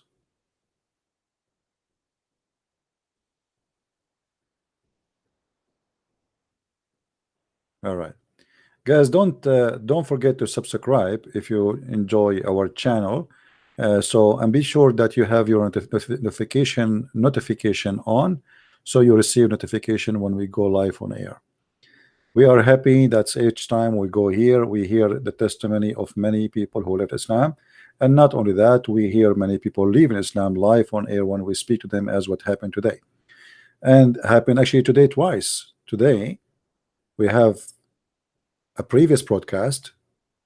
A person, imagine we made the broadcast is called 10 Reasons to be a Muslim, right?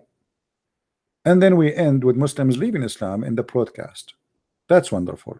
So we are talking about reason to be a Muslim, and those reasons made Muslims leave Islam. That's wonderful. How wonderful that is. And I agree that's, you know, if I am a Muslim, I will leave Islam too. I mean, this is too much to handle. This is stupid. This cult is beyond stupidity. I mean, stupidity is an, if I say Islam is stupid, this is an insult to stupidity. Stupidity will sue me. Stupidity will say to me, what I did to you, I have enough. Don't attach Islam to me. This is beyond stupidity.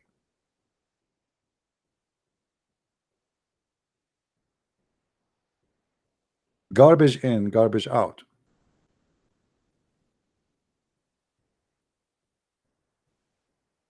You have to be literally stupid to believe in a flying carpet, to believe in a king who have a chicken army, have a genie army, a prophet who lost his kingdom because when he went to the bathroom, a shaitan, he came in his image and he took his ring.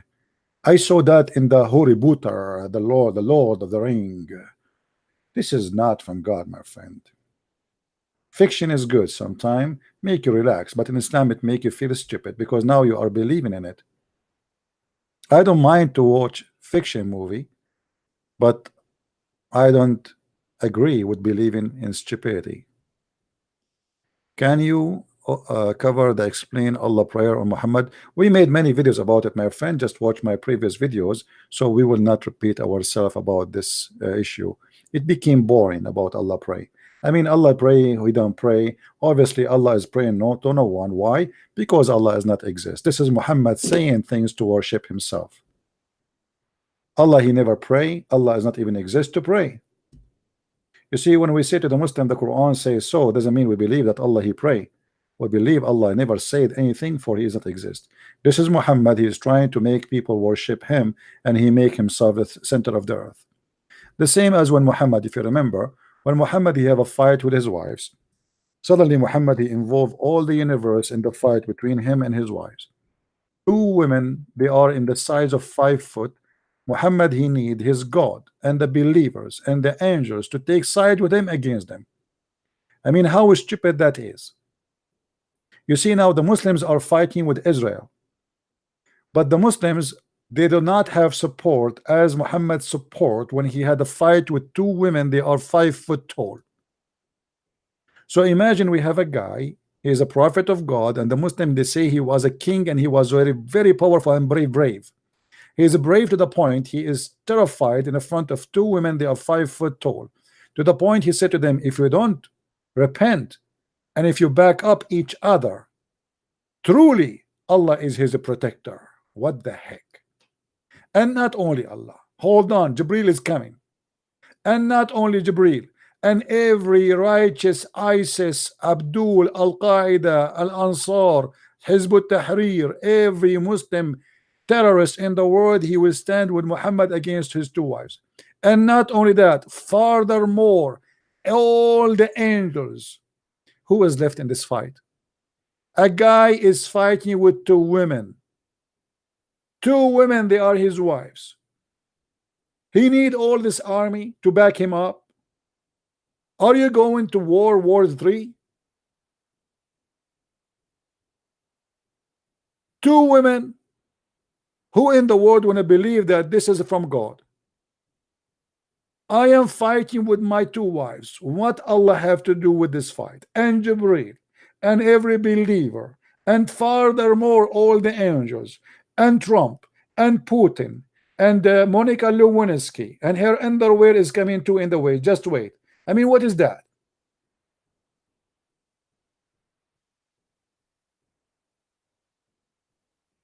Isn't it obvious that this guy, he is crazy? They are just two wives. You don't like them, divorce them, man. And the one who is making this verse supposedly is God. God, the one who created the universe, is saying such a stupid thing. If you don't repent, and if you back up against him, I am with him. And not only that, I will send Jibreel, and not only Jibreel, I will send every believer, and not every believer only, I will send all the angels. What the heck? This is just a fight between a guy, his wife, and the husband. What Allah, what the angels, what the believers have to do with this? But Muhammad is making himself the center of the earth. The whole universe is busy with him. Allah, he left his office, he have nothing to do. He's busy now, he have a fight, big fight. Muhammad and his two short wives.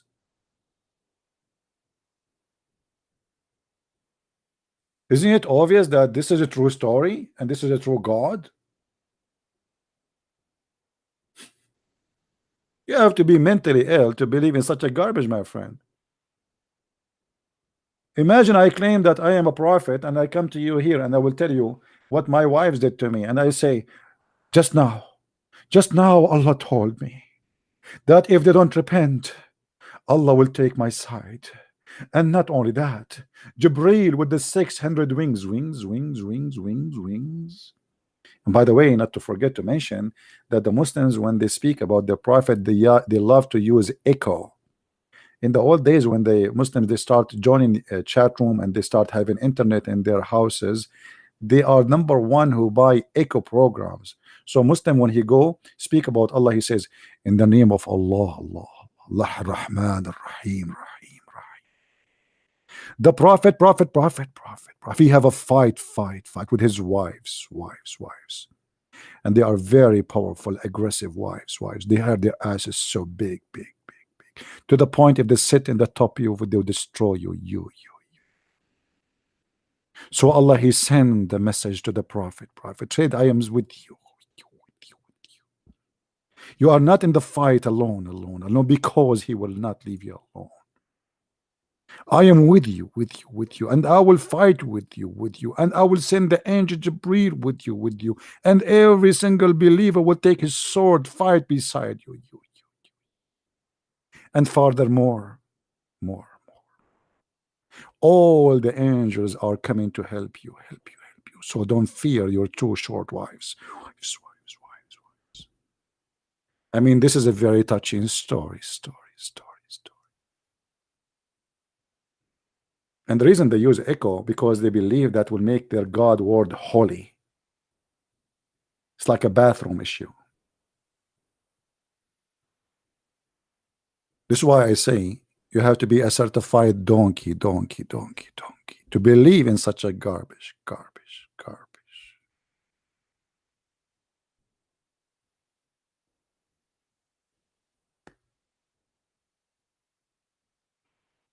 Don't laugh too much and get fat and sue me, because laughing too much will make you gain weight and it will make you more healthy.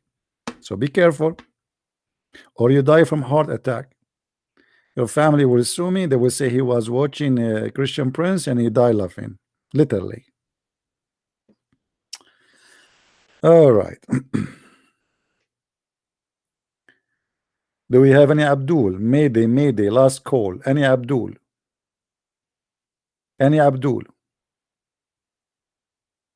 Hello? Any Abdul in the bushes? You like that echo? Imagine you have a husband, he speak to you in such a way, you will commit suicide second day. You know, he will say to you, my wife, do you have any food? You will say to him, get lost, and get out of my house. Otherwise, I'm going to spank you and throw you from the window. And your mother-in-law, she will say to you, you make us sick. You are really stupid idiot. And by the way, the Prophet, he always say Assalamu alaikum 3 times, which is proving to us that he loved echo.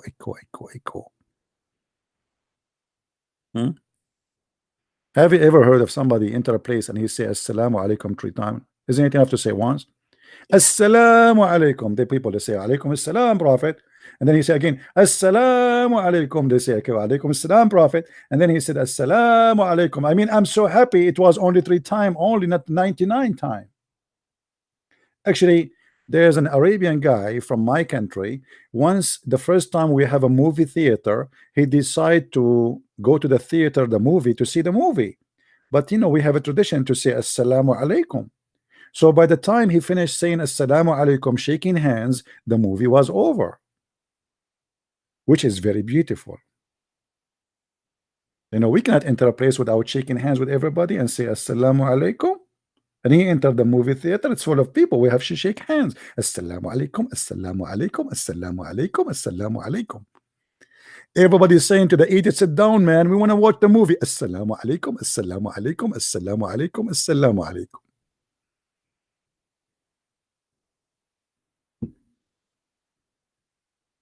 Any Abdul?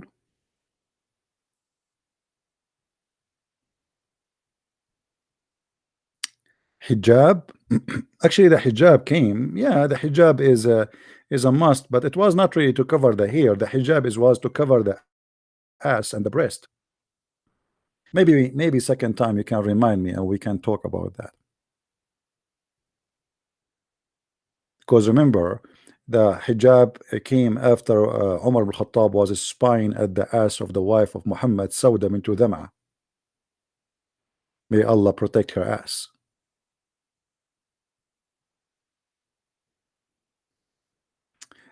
Anyway, endless questions bring endless answers, and we can't answer it all in one time.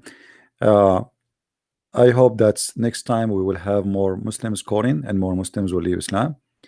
I'm happy to see more and more people leaving Islam.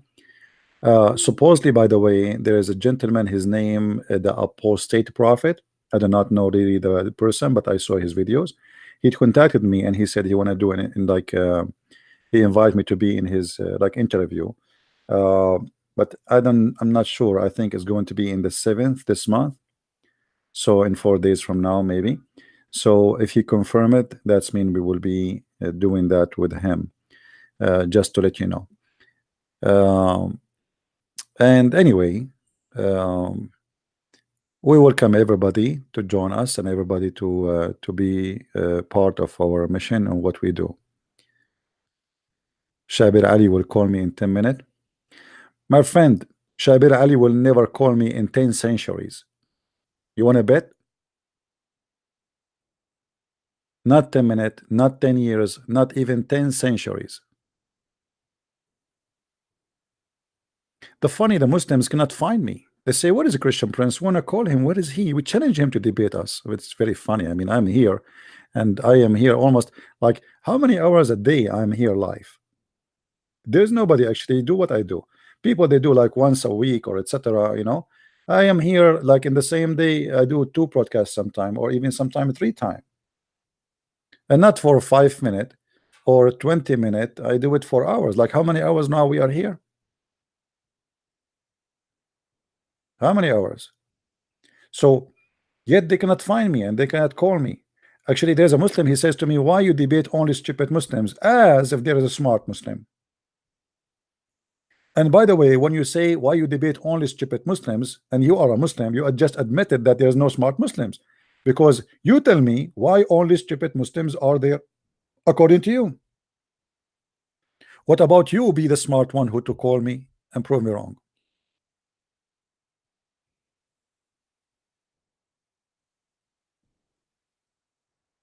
Yeah, but sometimes we stay even for 8 hours. Sometimes we stay until YouTube shut down, because YouTube give us a maximum of 8 hours. You know, you see, it is the Muslim fault. I used to debate Muslims like since the internet started. I started exposing Islam in the internet.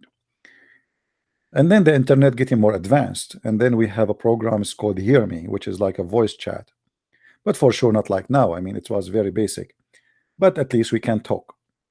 And then the Muslim, they challenged me to go to a program, it's called Paltalk, and I went to Paltalk, and the Muslim, they were so sorry to invite me there. And then the Muslim, they challenged me, you know, to make books. They said to me, if you are a scholar, why you don't have books? So I said, okay, let me do books. And the Muslim, they get so upset later for having books. And then the Muslim, they posted videos on YouTube supposedly to fight me, to expose me. And then he said to me, if you are a man, answer them. So I said, okay. Well, the Muslims look like they are again answering me, asking me to do something in YouTube. So I went to YouTube, and since then the Muslims are so upset because I came to YouTube. So look like everything I do is by the help and the invitation and the inspiration of the Muslims.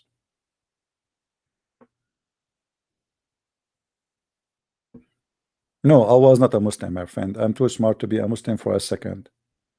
I don't believe that God will make my penis endless, because that will be very painful. That is not a reward, that is a penalty. Imagine you are living in China, but your penis in the Amazon jungle, and every filthy ant there is biting your penis. And not only that, you will be even more lucky if you go and your penis go to India and the cobra take her bite, and the cobra, she invite her babies to practice biting your penis. Hey, babies, I am your mother, the cobra, and now we will teach you how to bite. This is a human being penis, is coming from all the way from Chicago, and he is a Muslim. Allah made his penis endless, so don't worry, he is far away, he will not see you. Let us go and start biting his penis. I mean, what kind of reward this reward is? Endless penis? Your wife is next to you and your penis is in China or in 7 galaxy? What you will do then? You will make a U-turn? You have to be certified crazy. I mean, donkey. Actually, even donkeys don't believe in that.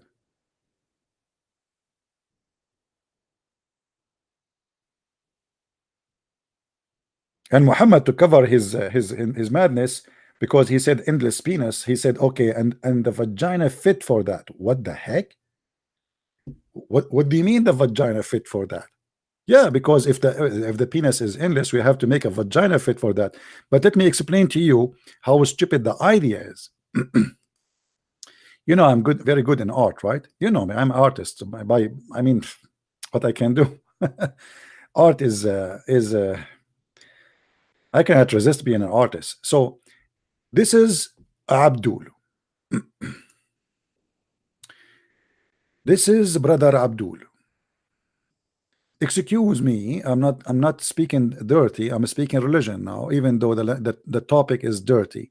So this is Abdul, and now Allah is making to make his penis endless. Now Muhammad, he want to cover this lie, so he decided to make an endless vagina. But in order to make the vagina endless, you have to make endless women too.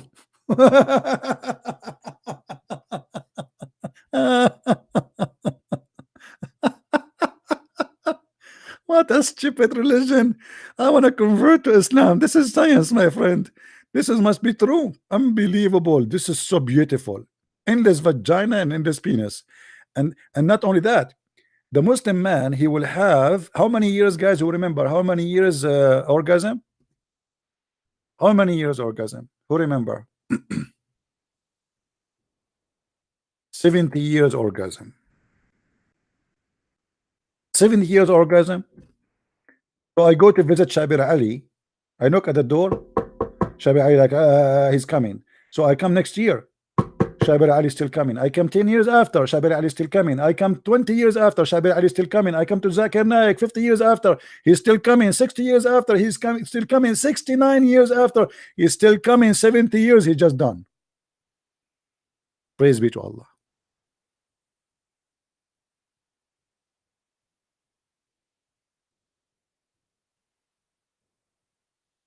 This is a religion. 70 years orgasm. I mean,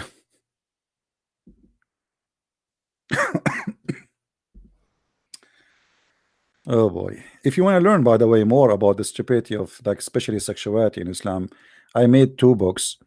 Those are the newest ones. Variant number 1 and variant number 2, they are called Sex and Allah. Sex and Allah. You can read them. You can get them from Amazon, and you can there's tons of stories about this stupid madness of Islam. The more you know about this crazy stupid cult, the more you get disgusted, and the more maybe you will laugh in the same time. But in the same time, you find Muslims are so proud. I'm so proud to be a Muslim. Alhamdulillah. Alhamdulillah. Islam is a religion make you proud as long you know nothing about it. The second you know, the second you notice how stupid Islam is. Yeah, I have a total of 4 books, but they are translated in many languages too, and we are trying to translate to more and more languages. So you can go to Amazon, depending on your country. Amazon Germany is Amazon.de, etc. You can type Christian Prince and you will see what they have there. Don't you do this in Arabic? No, I don't do this in Arabic, because in Arabic we have many great Christians who they are doing great job speaking in TV, preaching to the Muslims, exposing Islam.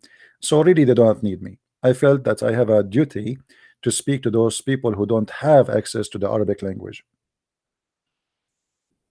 Because you notice the Muslims, just because you don't speak Arabic, they say to you, they make fun of you.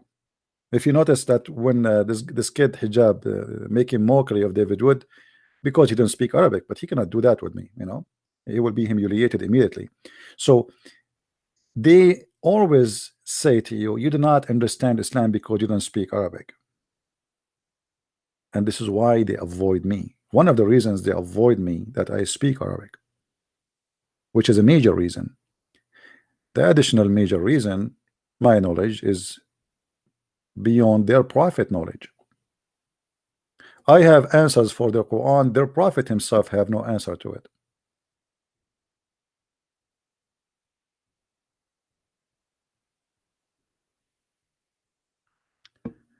Do we have any Abdul?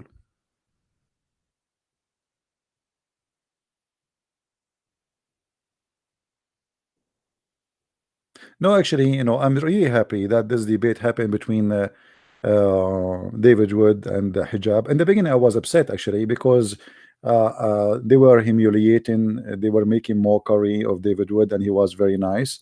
And I don't like to see that actually. For me, I like Christians to be. They don't give a chance for those people to humiliate somebody. But this is the choice, the way he do things. I cannot complain.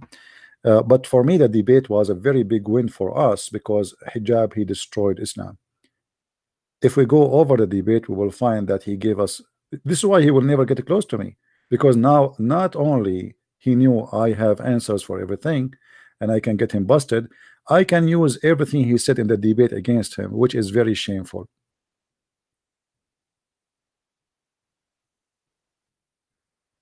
You know what I mean? And now he spent like tons of videos trying to say he did not say Allah pray, but no, he said that. He said this is why the translator, he said he pray, he says for him, not on him. But he confirmed what David Wood he said. He said the translator said he prayed for him, not on him. He did not say on him. So he tried to swallow it, he tried to change it, and then he said that the Jews for 4,000 years, they never broke the command, not even a single rabbi, which means he proved that the Quran is a fabricated book, because the Quran confirmed in chapter 9 verse 30 that the Jews, they worship a guy, his name is Uzair. And he made tons of mistakes and tons of actually it's not a mistake, it's a kind of stupidity. It's a stupid what he said, and this is why now he have to make tons of videos trying to cover his madness. Now, do we have any Muslim want to give us a call to give us something good about the Prophet of Allah? I don't want to talk about anything not good. Anyone?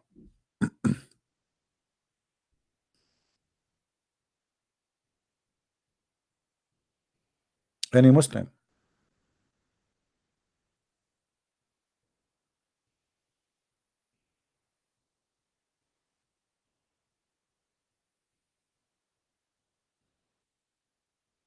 Any Muslim would like to call me?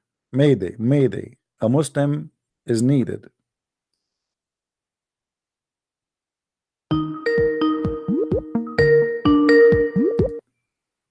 Hello? Hello, CP. Yes, my friend. Why? Right. I'm not Abdul, but I've got a question for you. But you used to be Abdul before, right? You left Islam. Yes.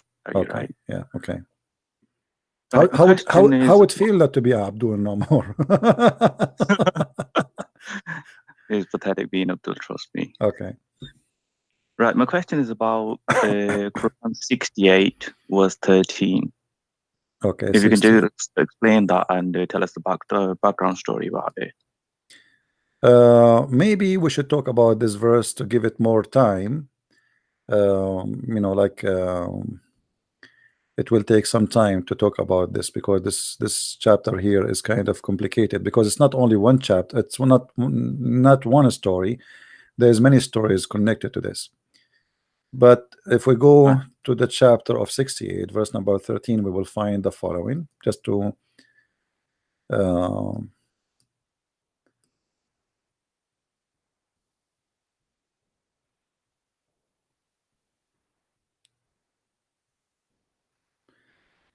yeah, here they're speaking about Al-Walid ibn Mughira, whose father claimed that after 18 years, Ibn Abbas said, "We know no one whom God described," etc.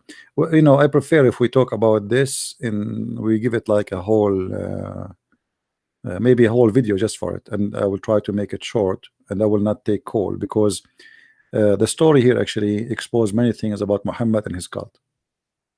Yeah, because it is their own personal issues, I think, which is in the Quran, and Muslims read it, and they think they're gonna get blessings for reading. I think you should explain it. I mean, if you're looking to make a video on it, or is it gonna be on live? Yeah, we will make it live, but I will try to let us say, because what people knows about those stories is little. We don't talk about it usually. Always I focus in things which is.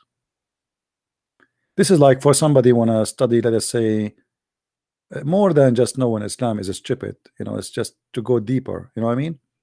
Like stories is what is like additional stories. Usually I focus always in stories which is can make Muslim like take a decision fast and easy to know Islam is false. This one is hard to a normal Muslim to go over it, because in order to understand the story you have to know Arabic. You cannot find you cannot find anything in English to explain it. I did not see, like, here we go. If you read the Jalalain, you will not find really anything like what this explanation mean. Nothing. I mean, what you understand, nothing. Yeah. So I watched the videos.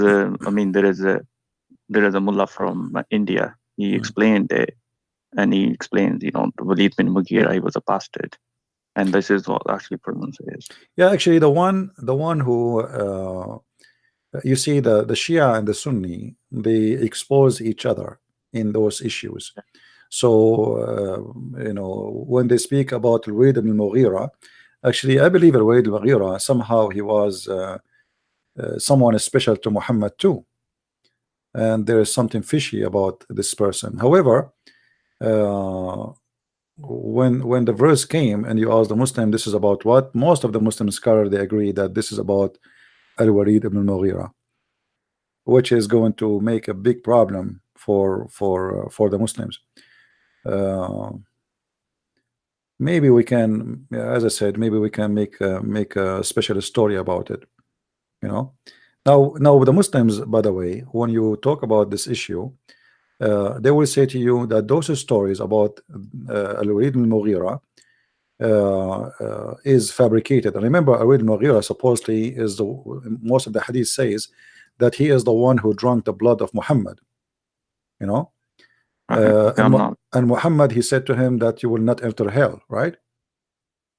Okay. So how you will not enter hell? But Muhammad, he says that those who they are bastards and etc. I mean, it's a Muhammad life stories is a chain of stupidity. But I avoid talking about those things for a very simple reason. If I want to speak about it right now, I cannot use one single explanation in English. Okay. You know what I mean? And all my audience, they speak English only. Like, I don't know how many, maybe few, maybe one or two in the crowd know Arabic. And that will make it very difficult for me to explain what we are talking about.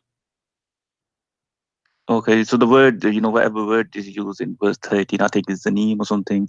Does that actually mean bastard, or is it something closer? Well, as I said, you have to go all over. But yes, it means, but everyone try to give it its own interpretation, own explanation to avoid the problem. You see, the Islamic interpretation is not meant to explain the Quran as much as meant to defend the Quran. So if I go right now and I change from the English to the Arabic, you will see that everything changed. If you choose anyone, let us say At-Tabari. At-Tabari here, he come with the word zanim as al-fahishul la'im. Al-fahish. But fahish, al-fahisha simply usually the biggest fahisha is the zina, so each one of them, he give you his own interpretation, and they try to connect it with something or some names to avoid problems which is going to affect Muhammad at the end. الفاحش اللئيم الضريبة حدثنا بشار قال حدثنا ابن هشام. So as you see, all of those, in order to read, we have to go and read in Arabic only and no other help. And then what I would do with those people who they are watching, how I can read all of this for them. I do use Arabic sometime, but if I have like let us say I mention 10 things in English and one thing, just because I have no choice, I mention it in Arabic. But if the whole topic in Arabic, I avoid it. Okay. Because people, they will say to me, okay, how we know that you are saying the truth? Maybe if we get a Muslim who can call us right now and he can read for us and he can translate, so the Muslim will not say I'm making things up, that would be good. Maybe should be really covering and defend. Yeah, I mean, I will give him a chance to read for us and translate.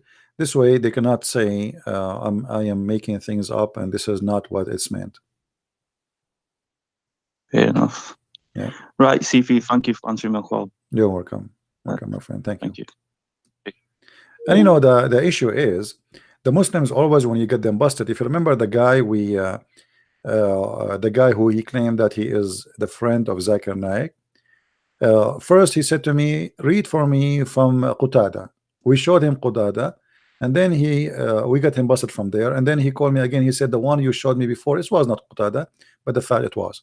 Then he said to me, read for me from Al-Razi. Then we showed him from Al-Razi, and then we got him busted again. So what they will say when they get in the corner, they will say, oh, at the end of the day, the interpretation here is made by a human being and he is not protected by Allah.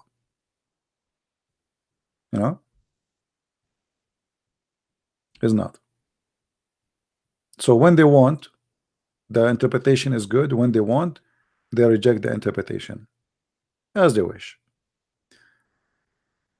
This is why I prefer always to focus on things which I can present easy. You see, when I started in the beginning doing my videos, you will notice that most of my videos was only my screen is off, is not showing. All this time I'm showing things and you guys don't see it. You believe it? Anyway, when I started doing videos, I was using Arabic only, but because there's no Sahih Bukhari in English, there was no Sahih Muslim. All this website were not there. It was not exist. So I have no choice but to show in Arabic. And you will notice all the old videos I have, the Muslim, the first thing they will say, he's lying. It doesn't say that. It doesn't say that.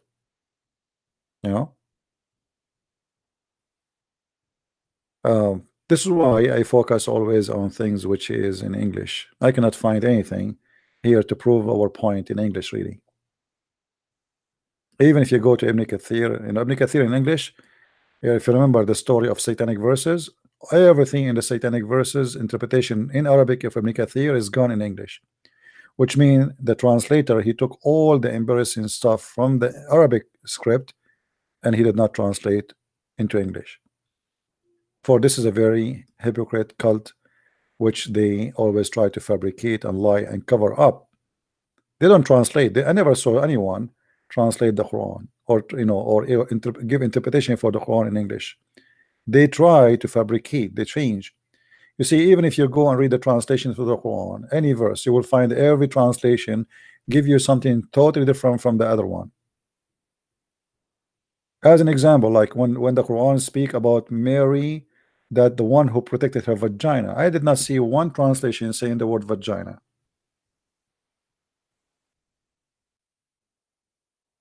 This is the word farjaha. And Mary, the woman who protected her private part, you will see the word farjaha is gone. It says the one who was chaste. Where is the word farjaha? It doesn't say that the woman who was chaste. It means that, yes, but it says the woman who guarded her vagina, literally. And actually, when I use even the word vagina, I'm being polite, because this is not vagina in Arabic.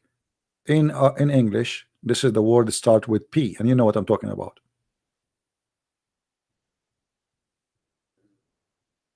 So this is why when you learn Islam from an English translation or something given to you by a Muslim, you will find how much far away the translation from reality. If you go to chapter 4, verse number 34 as an example, you cannot find really any translation even close to the real meaning. Maybe Biktal is better than the rest of them, but all of them, they are trying to hide what the Quran is saying, to the point even there's a new translation saying that the word adrubuhunna means stay away from them, go to different city. I mean, you will see here that if you read the translation, in this translator in Biktar, he said discourage them, but most of the translation, they never use discourage them, they say beat them lightly, and then they say first and second and third, all in the purpose is to hide what the Quran is saying about beating women. And those things only happen when Muslims, they try to present their culture, their religion into a Western man who don't accept such a thing. But the Muslims, they will not have a problem to say that in their countries, which is in Arabic countries, for many reasons. First of all, you cannot lie to the Arab, they speak Arabic. It says there adrubuhunna. Secondly, in there, they are not the minority. You see, when Muslims are minority, they speak about Islam differently when Muslims are majority.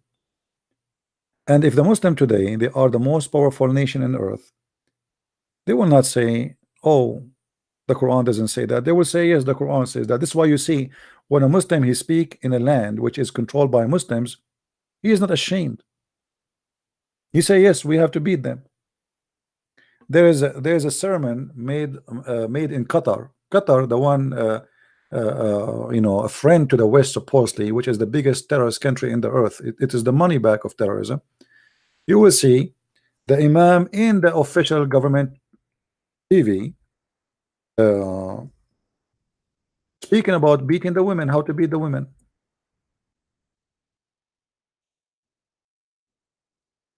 And nobody is upset. I mean, did the prince put the guy in jail? Did they fire him from TV? No, this is a normal speech. It's not something something they are ashamed of. But you will not see that in a Western country unless it's in a closed door mosque, if they are speaking only to Muslims. But in the front of Western people, they speak differently, try to present different value, different teaching, far away from what Islam is about. Muhammad, he have sex with Aisha when she is a child. They start fabricating articles saying Aisha, she was 21, but Muhammad, when he died, Aisha, she was 18. So Muhammad married her after he died. But in the Middle East, you will never find one Muslim scholar ashamed to say that Aisha, she was 6. No way. So when they speak to Western, they have different story. When they speak to Arab, they have different story. If you go and sit in Pakistan, you will not find any scholar in Pakistan saying that the Prophet did not marry Aisha at the age of 6. Why? Because Pakistan is a major Muslim country, and Muslims are taking over. I mean, the whole country, who they are. So they are not ashamed. They say it as it is. Yes, we want to kill the Christians. They will not say there no. They say yes. If you don't pay jizya, you should be killed. They will not say what you hear from Muslims who live in the West trying to fabricate in order to make you believe that Islam is a good religion.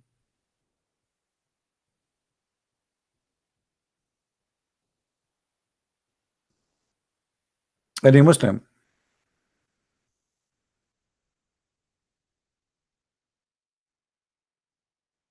Any Abdul? Actually, there's a video where the Imam, he say I'm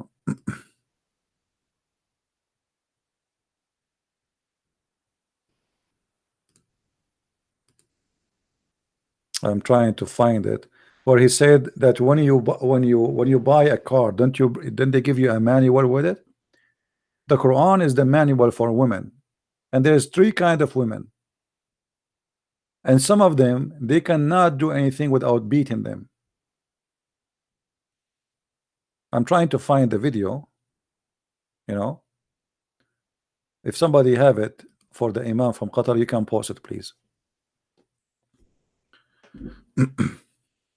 So this is my advice: never learn Islam from a Muslim, for many reasons. Number one, a Muslim, he might be a person who do not know, because many Muslims do not know what Islam is about. Secondly, if he knew, he will lie. They will fabricate, and they are allowed to fabricate in this religion. You see, the problem is, people assume that if somebody have a beard, that's mean he is religious and he will not lie. In Islam, they are allowed to lie. Not only they are allowed to lie, they are encouraged to lie. It is part of the cult teaching. It is part. It's a religious teaching that you should lie when you speak to non-Muslims, especially if you are not in the stage of being the superior. If you are not a superior, you can say we like peace, but the Quran say clearly, cry not for peace when you have the uppermost. They say to you, as an example, Islam means peace, which is a false. Islam means surrender, does not mean even submit. I heard many Christians, they keep saying Islam means submit. This is a false translation. Islam does not mean submit. Islam means to surrender.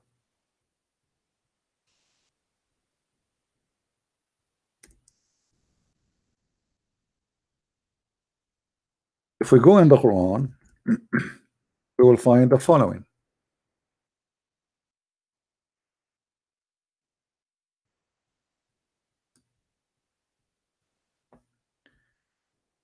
In chapter of Muhammad, this is the name of the chapter, Muhammad, verse number 35. It says, don't flatter and cry out for peace when you are the uppermost. Do you see it? So when we cry for peace, we cry for peace only when we are weak, until we get strong. So Egypt now, they sign a peace agreement with Israel. Is that allowed in Islam? Yes, because Egypt is not in a stage or in the position of taking over Israel. But if Israel, when they became weaker and Egyptian army became stronger, then the Muslims, they have immediately to forsake, to destroy the peace agreement, because that is against the Quran. For now they are the uppermost. So the only time you can cry for the peace if you are not the uppermost, but if you are the uppermost, cry not for peace. You understand? So anyone he believes that you can sign an agreement between Israel and the Muslims, he's stupid. And if the Jews, they believe really they have a peace agreement with Egypt, that's because if they are, that's because they are ignorant. It's just temporary thing. And this is exactly what Muhammad he did. Muhammad, he did sign a peace agreement with the non-believers, his enemies, and as soon as he got enough power to conquer them, he made a chapter. It's called the chapter of Bara'ah, which is a chapter 9. Bara'ah mean I wash my hands from all deals I have with you. And you will see in the first verse in the chapter it says Bara'ah, Bara'atu min Allah, freedom from obligation. What is the obligation? To have peace with them.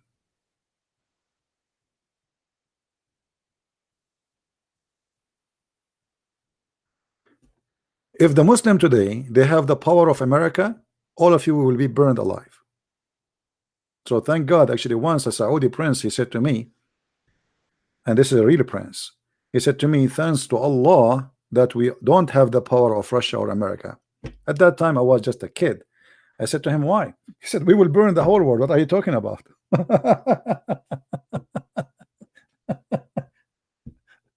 He said, we will burn the whole world if we have the power of America or the power of Russia. And he is right.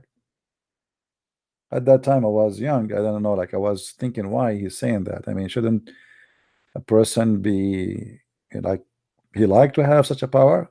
The guy, he was wise. He said, no, we will be the first to we will destroy the whole earth.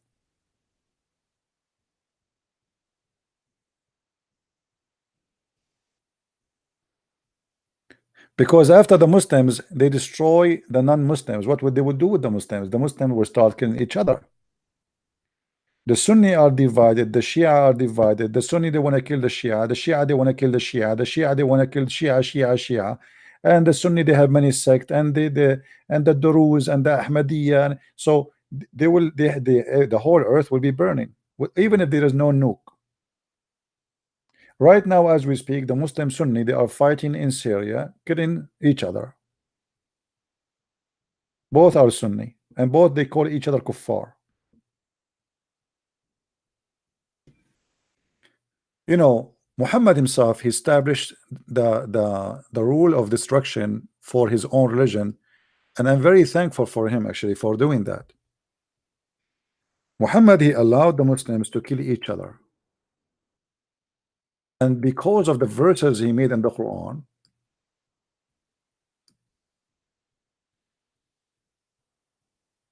the Muslim now, each time a Muslim want to kill other Muslim, he say, okay, well, you know, the Prophet, he says, if one of group of you go out of the line, kill them, fight them, kill them, you know.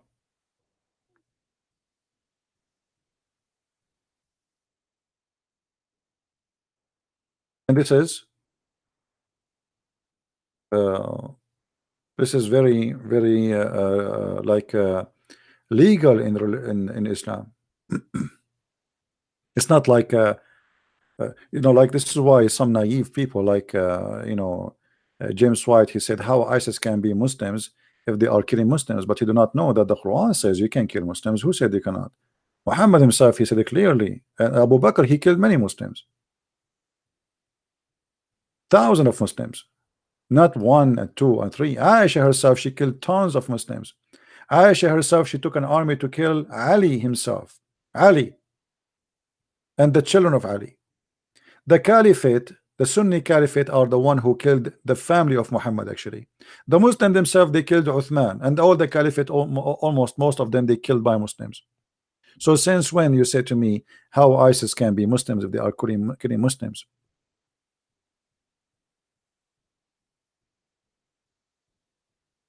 Right?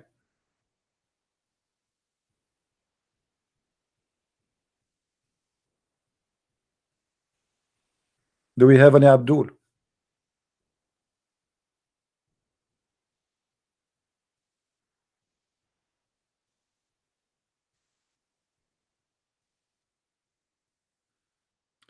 Look like we are out of Abdul.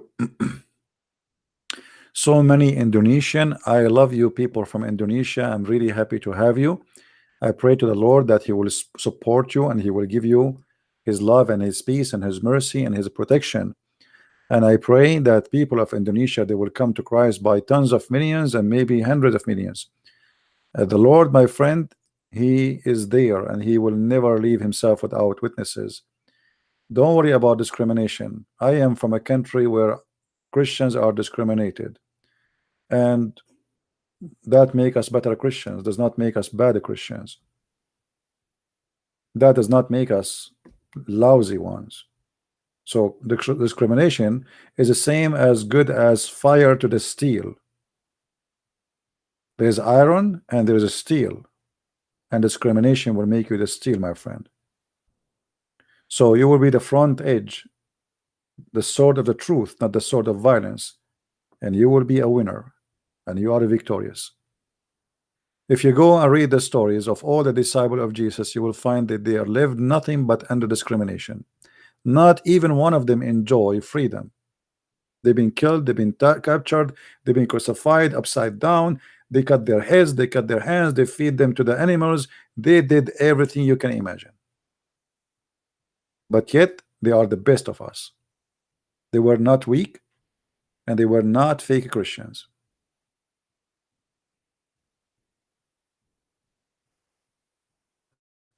So don't worry about that. Actually, you know what? There's in Indonesia, there is a territory. It's called the East of Timor. The East of Timor simply became a Christian because of discrimination. Many Indian territory, Christianity is spreading faster when there's too much discrimination. Discrimination works most of the time in the wrong, like in the wrong direction for the one who tried to discriminate you. Because anyone who is watching, you know, from the public, he would say, okay, why those people are scared of those people? I mean, why they are scared of the Christians if Christianity is false? If it's stupid, if nobody will believe it. Why Saudi Arabia is afraid to have a book, it's called the Bible. If the Bible is not convincing, it's stupid, we laugh at it. Why they are afraid if somebody convert to Christianity? I mean, this is Islam, isn't it? Islam is the fastest growing religion, as they say. So why they are scared? Why they are terrified? Because they knew that they have nothing. They have false religion. And the only way to hold that religion together is to stop you from saying who you are. And they hope by saying that or doing that, they will stop others to join you. So they will use violence against you to scare the rest. So don't join them. We will do this to you. But that never worked. It worked in the opposite way. I went to China and I saw how Christianity is spreading in China like fire. And the Chinese government every few weeks destroy a Christian church, a huge ones. And guess what? Look what they do. When they destroy a Christian church, hoping that that will stop Christianity from spreading. Like last time I went there, the day I arrived, there was a church have more than 20,000 members in it. Huge church. The Chinese destroy the church. You see in the news, if I can find. There's tons of churches destroyed by the Chinese government. But what happened always when they do that, those Christian churches, they scattered as population to other churches, or let us say they established new churches. As you see with the, in front of you, those are churches are destroyed by the Chinese. Tons of them. Okay. They go, they bring the army, they bring their machines, and the Christians are crying, please don't do that. They don't care. They just take it down. But guess what? When they destroy a church of a Christian in China, 20,000 they used to gather in one place. And now what they do? They will make themselves, because they have no choice but to be smaller group. And smaller groups are more effective to bring more Christians to Christianity. Because now you can have a church inside your house. Here we go, you destroy my church. So now, okay, we have a Christian friends, we come to my house and we have a prayer and we invite the neighbor. And he invite his neighbor.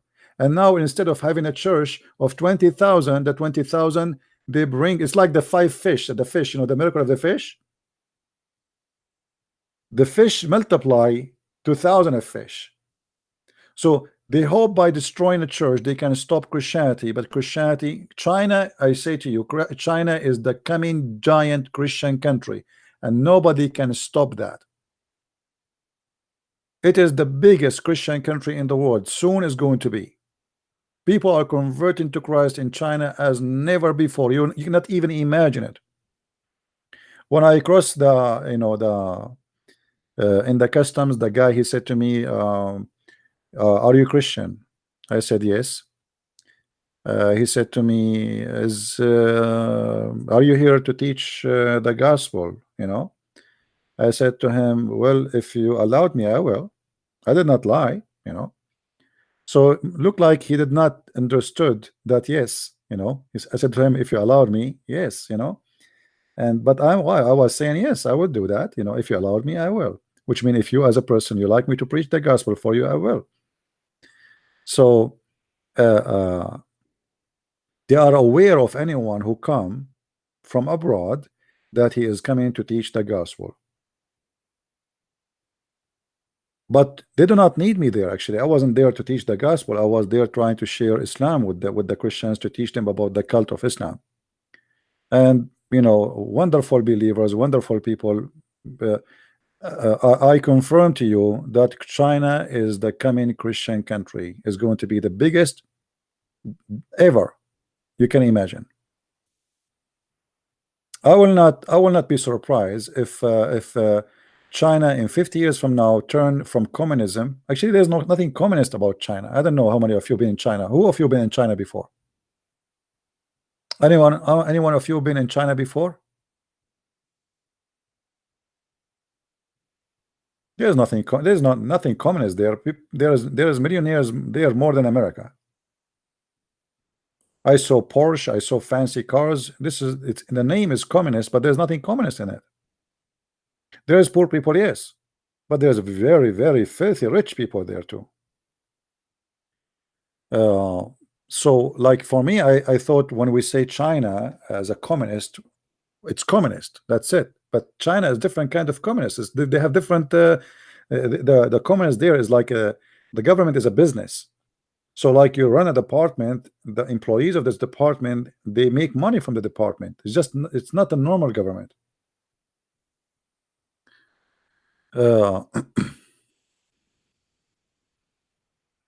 But anyway, Christianity is spreading very powerfully in China.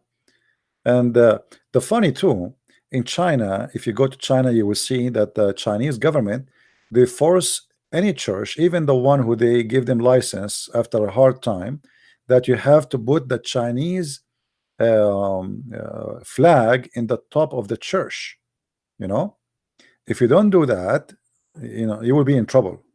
You know, you have to do that with the Chinese flag. But you know, it's a stupid. I mean, okay, so who care? Put the flag, the Chinese communist flag in the top. Who care? That will not change anything. And the same for many other countries. You know, east of Timor became a Christian and now became independent. Indonesia used to be 0 Christians, and now look at the number of Christians there, tons of millions. Christianity spreading in South Korea, and soon, and very, very soon in North Korea. You will see how all of North Korea will become a Christian. You know, South Korea, not long time ago, used to be totally Buddha country. And now the Christians in South Korea is almost 93–94%. So the Buddhas became very small, tiny minority, you know. So, and this is what they fear. They fear that all of Asia is coming to Christ. Indonesia is no different. The Indonesian Muslims are afraid from Christianity, and they think they can stop it, but that is impossible. Same as India. India is coming to Christ, and nobody can stop that. And by the way, India have one of the oldest churches in like it's not a new, Christianity is not a new in India, because there's many reference speaking about Apostle Thomas himself. He went all the way to the China and he established an Aramaic Orthodox church in I think in Karakalla. That's what the name of the city. So people, they say Islam is the fastest growing religion. I say Islam is the fastest dying religion, and the internet is the kill of Islam. The Muslim in the beginning, they try to fabricate tons of thousands of videos. Like if you go in YouTube and you search for Islam, you will find tons, millions of videos made by Muslims. Example, if you say Quran miracles in the YouTube, you will find thousands and thousands of Muslim videos. But today everybody laugh at those miracles. So in the beginning, maybe people, they were impressed. Took us some time to defeat this lie. We did defeat it. And now nobody believe in any lie the Muslims they say about their Quran scientific miracles. Like this guy Nu'man Khan, actually, what an idiot. He tried to find miracles in the language, which is very funny. So or let's say the mathematic numbers, women are appear in the Quran 33 times. If we search, we will 23 times. If we search, we will find this is a lie, big fat lie.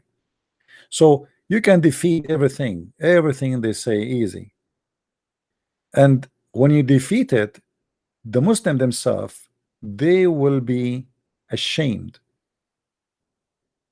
You see, if those miracles are true, then Islam will be solid. But if you convert somebody to Islam because of a miracle of science, as you claim, let us say you show him a video proving something to him, which is supposedly coming from the Quran, but then later this guy, he watched a video like one of my videos, or he buy my books, Quran and Science in Depth, and he find that you did lie to him. Not only he will leave Islam, he will become an enemy to Islam.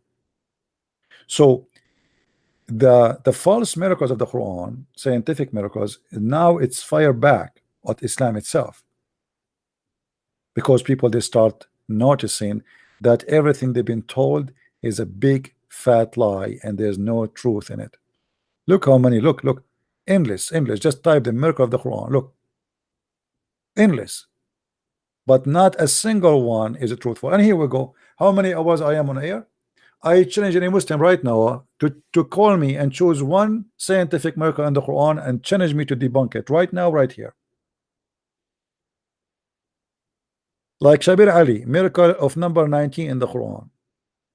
Do Shabir Ali, I made a video, get him busted. Do Shabir Ali dare to call me and show me the number 19? Can he show us on the screen the number 19 miracle? Can he himself do a video, show us how this 19 work?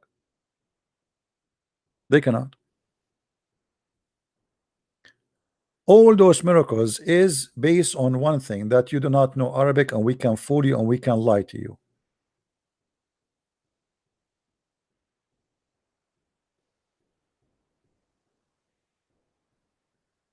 Not a single statement there is true. Miracle number 19, I made a video, many videos about it, and show you how stupid it is. You can just search for it. Just type mathematic miracles in the Quran, Christian Prince. Lies over lies over lies, non-stop. Your God even do not know how the baby is made. What miracles? Your God, he think that the bees, they eat fruit and they shit honey. Your God, he think that the women have a sperm coming from her ribs. Your God, he think that the mountains are placed in the top of the earth. Your God think that the hail or ice is coming from mountains in heaven. I wish I can play those videos, but you know they will claim copyright over it. 6, determine miracle of the Quran. How you determine 6 in the Quran? Any Muslim wanna call me and choose one of those miracles to talk about? I cannot play any of those videos because they will claim copyright over them, my friend. But what we can do, tomorrow we will do live podcast, and I will call it from now Quran miracles, and we will challenge any Muslim from around the world to call us live, and he pick up the miracle and we get it busted. Deal? We will not choose one, they choose. There's a website, it's called Quran Miracle. We will open it for them and we will say choose one for us. Supposedly have all the Muslims claim about Quran miracles.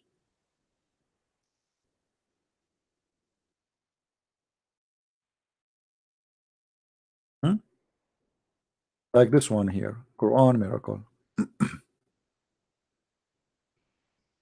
Any Muslim is welcome to call me anytime and say to me, I want you to debunk this one. And you will see, I will guarantee you that everybody will be laughing at the lies is there. Look how many, look. Not a single one is true. Not a single one.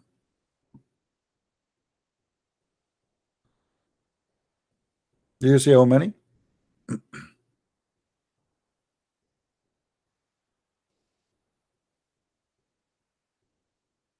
And actually, here we go. I'm supposed to go and leave, but if a Muslim now, he can call me and mention one miracle for me which is impossible to prove wrong, I'm here. I will give you the coming 10 minutes to call me, my friend. Who is a Muslim wanna call me? Choose any of those miracles, or even something is not mentioned here, no problem. Not necessarily. I'm just showing you a website because you need to give me the article so we can see what the claim is. This website supposedly about miracles and the Quran.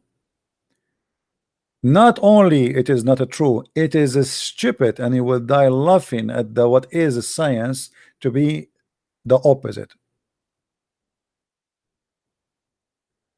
Any Muslim wanna call? Choose any one if you like. I mean, it doesn't matter which one. They knew they cannot do it. They knew they knew it's a lie. You know, the Quran itself says Allah, he never sent a miracle. So what do you mean we discover miracles in the Quran? How the Quran says we did not give miracles to Muhammad, and then you say to me discovery. وَمَا مَنَعَنَا أَن نُرْسِلَ بِالْآيَاتِ. Never, nothing like, and we refrain from sending signs. Refrain. Allah saying he refrained from sending sign, which means he did not send sign. So if you say to me all of those are signs, that means this is a contradiction for the Quran. How he say he refrained, but yet he is sending miracles? You know what I mean?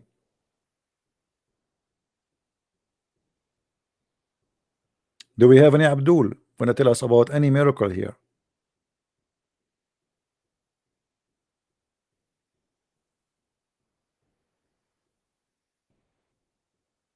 Tomorrow, what time, guys, you think it's a good time to have live podcast?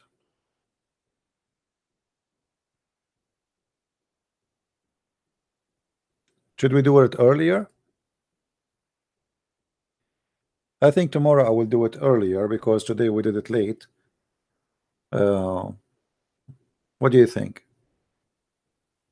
Same time, maybe it's good for people who live in America, but it's not good for those who live in Europe.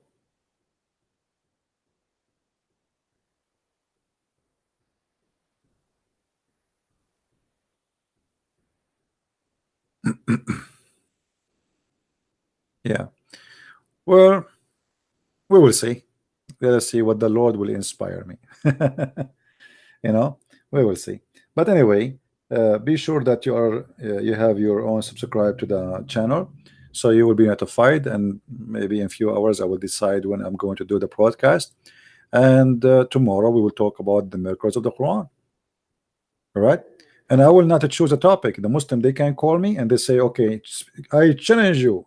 Don't tell me what it is. Just don't tell me now. Call me suddenly, say something to me, and challenge me to prove it. And I will guarantee you that everybody will laugh at your miracle. All right. All right, my friend. I want to say thank you. I'm losing my voice. My voice is getting tired. I want to say thank you for being here, and thank you for those who made donation. We appreciate you. May the Lord bless you, and may the Lord bless all of you and all of us together. And we pray for all those who they decide to leave Islam today live on air, and those who they are thinking about it, even though they did not have the courage to say we will. But I'm sure they will text me, as many they do. Actually, today I got many texts right now as we speak, from people who decide to leave Islam. But I do as they wish. Sometimes they don't mind to show, sometimes they don't want to be known. So we respect their wishes, but if you change your mind, you like to speak, or you like me to say that the brother who called us a second ago or 15 minutes ago, he decided to leave Islam, let me know, and I will be happy to say so. My friend, you cannot build a religion, or you cannot defend God by lying. And the clear proof that Islam is a lie, that Muslims, they cannot defend Islam without creating lies. If Islam is a good religion, why Muslims they need to create such a website full of lies? If God is God, God do not need you to find discovery in the Quran. Why your God did not find the discovery himself? Why your God did not find the speed of light? Why he did not say, here we go, the speed of light in the Quran? You are smarter than your God. And the funny, all those things the Muslim they claim, it is discovered by the Western, not by them, not by their God. Speed of light, vision, Pharaoh mummy, stream explosion, the human embryo, mountains, age of universe, spider, internal waves, milk, brain functions, pyramid, ants, atmosphere, base 19, hydrogen. I mean, why God of Islam did not say to us the mathematics miracle of the Quran 19? The Quran speak about 19 angels only. I mean, why? What's wrong with this God? You Muslims are smarter than him, obviously. And if we go and check every one of them, we will see that this is nothing but a scam. And this is additional proof. And I challenge any Muslim who is listening that tomorrow when we go live broadcast, you call me and you choose anything you wish, from here or from different website. I don't care. I like this website because it's putting it all together, and you know it's easy. But you can give me any website of your choice. Give me the name of the miracle, the article. We will read it together in the screen, and you will see yourself. You will be ashamed what you challenge me to explain to you or to debunk to you. Why Christians don't do that? Because we have the true God and we are true believers, and true believers should not fabricate lies and claim miracles which does not exist. We don't. We do not need it. But because Muslims, they have a prophet who have nothing. You don't even have a prophecy. As you see, a Muslim today, he called me, says, can you answer this prophecy? And we showed him that this is stupid, and he agreed this is stupid. So he called me to prove me wrong. He ended saying he's saying this is not right.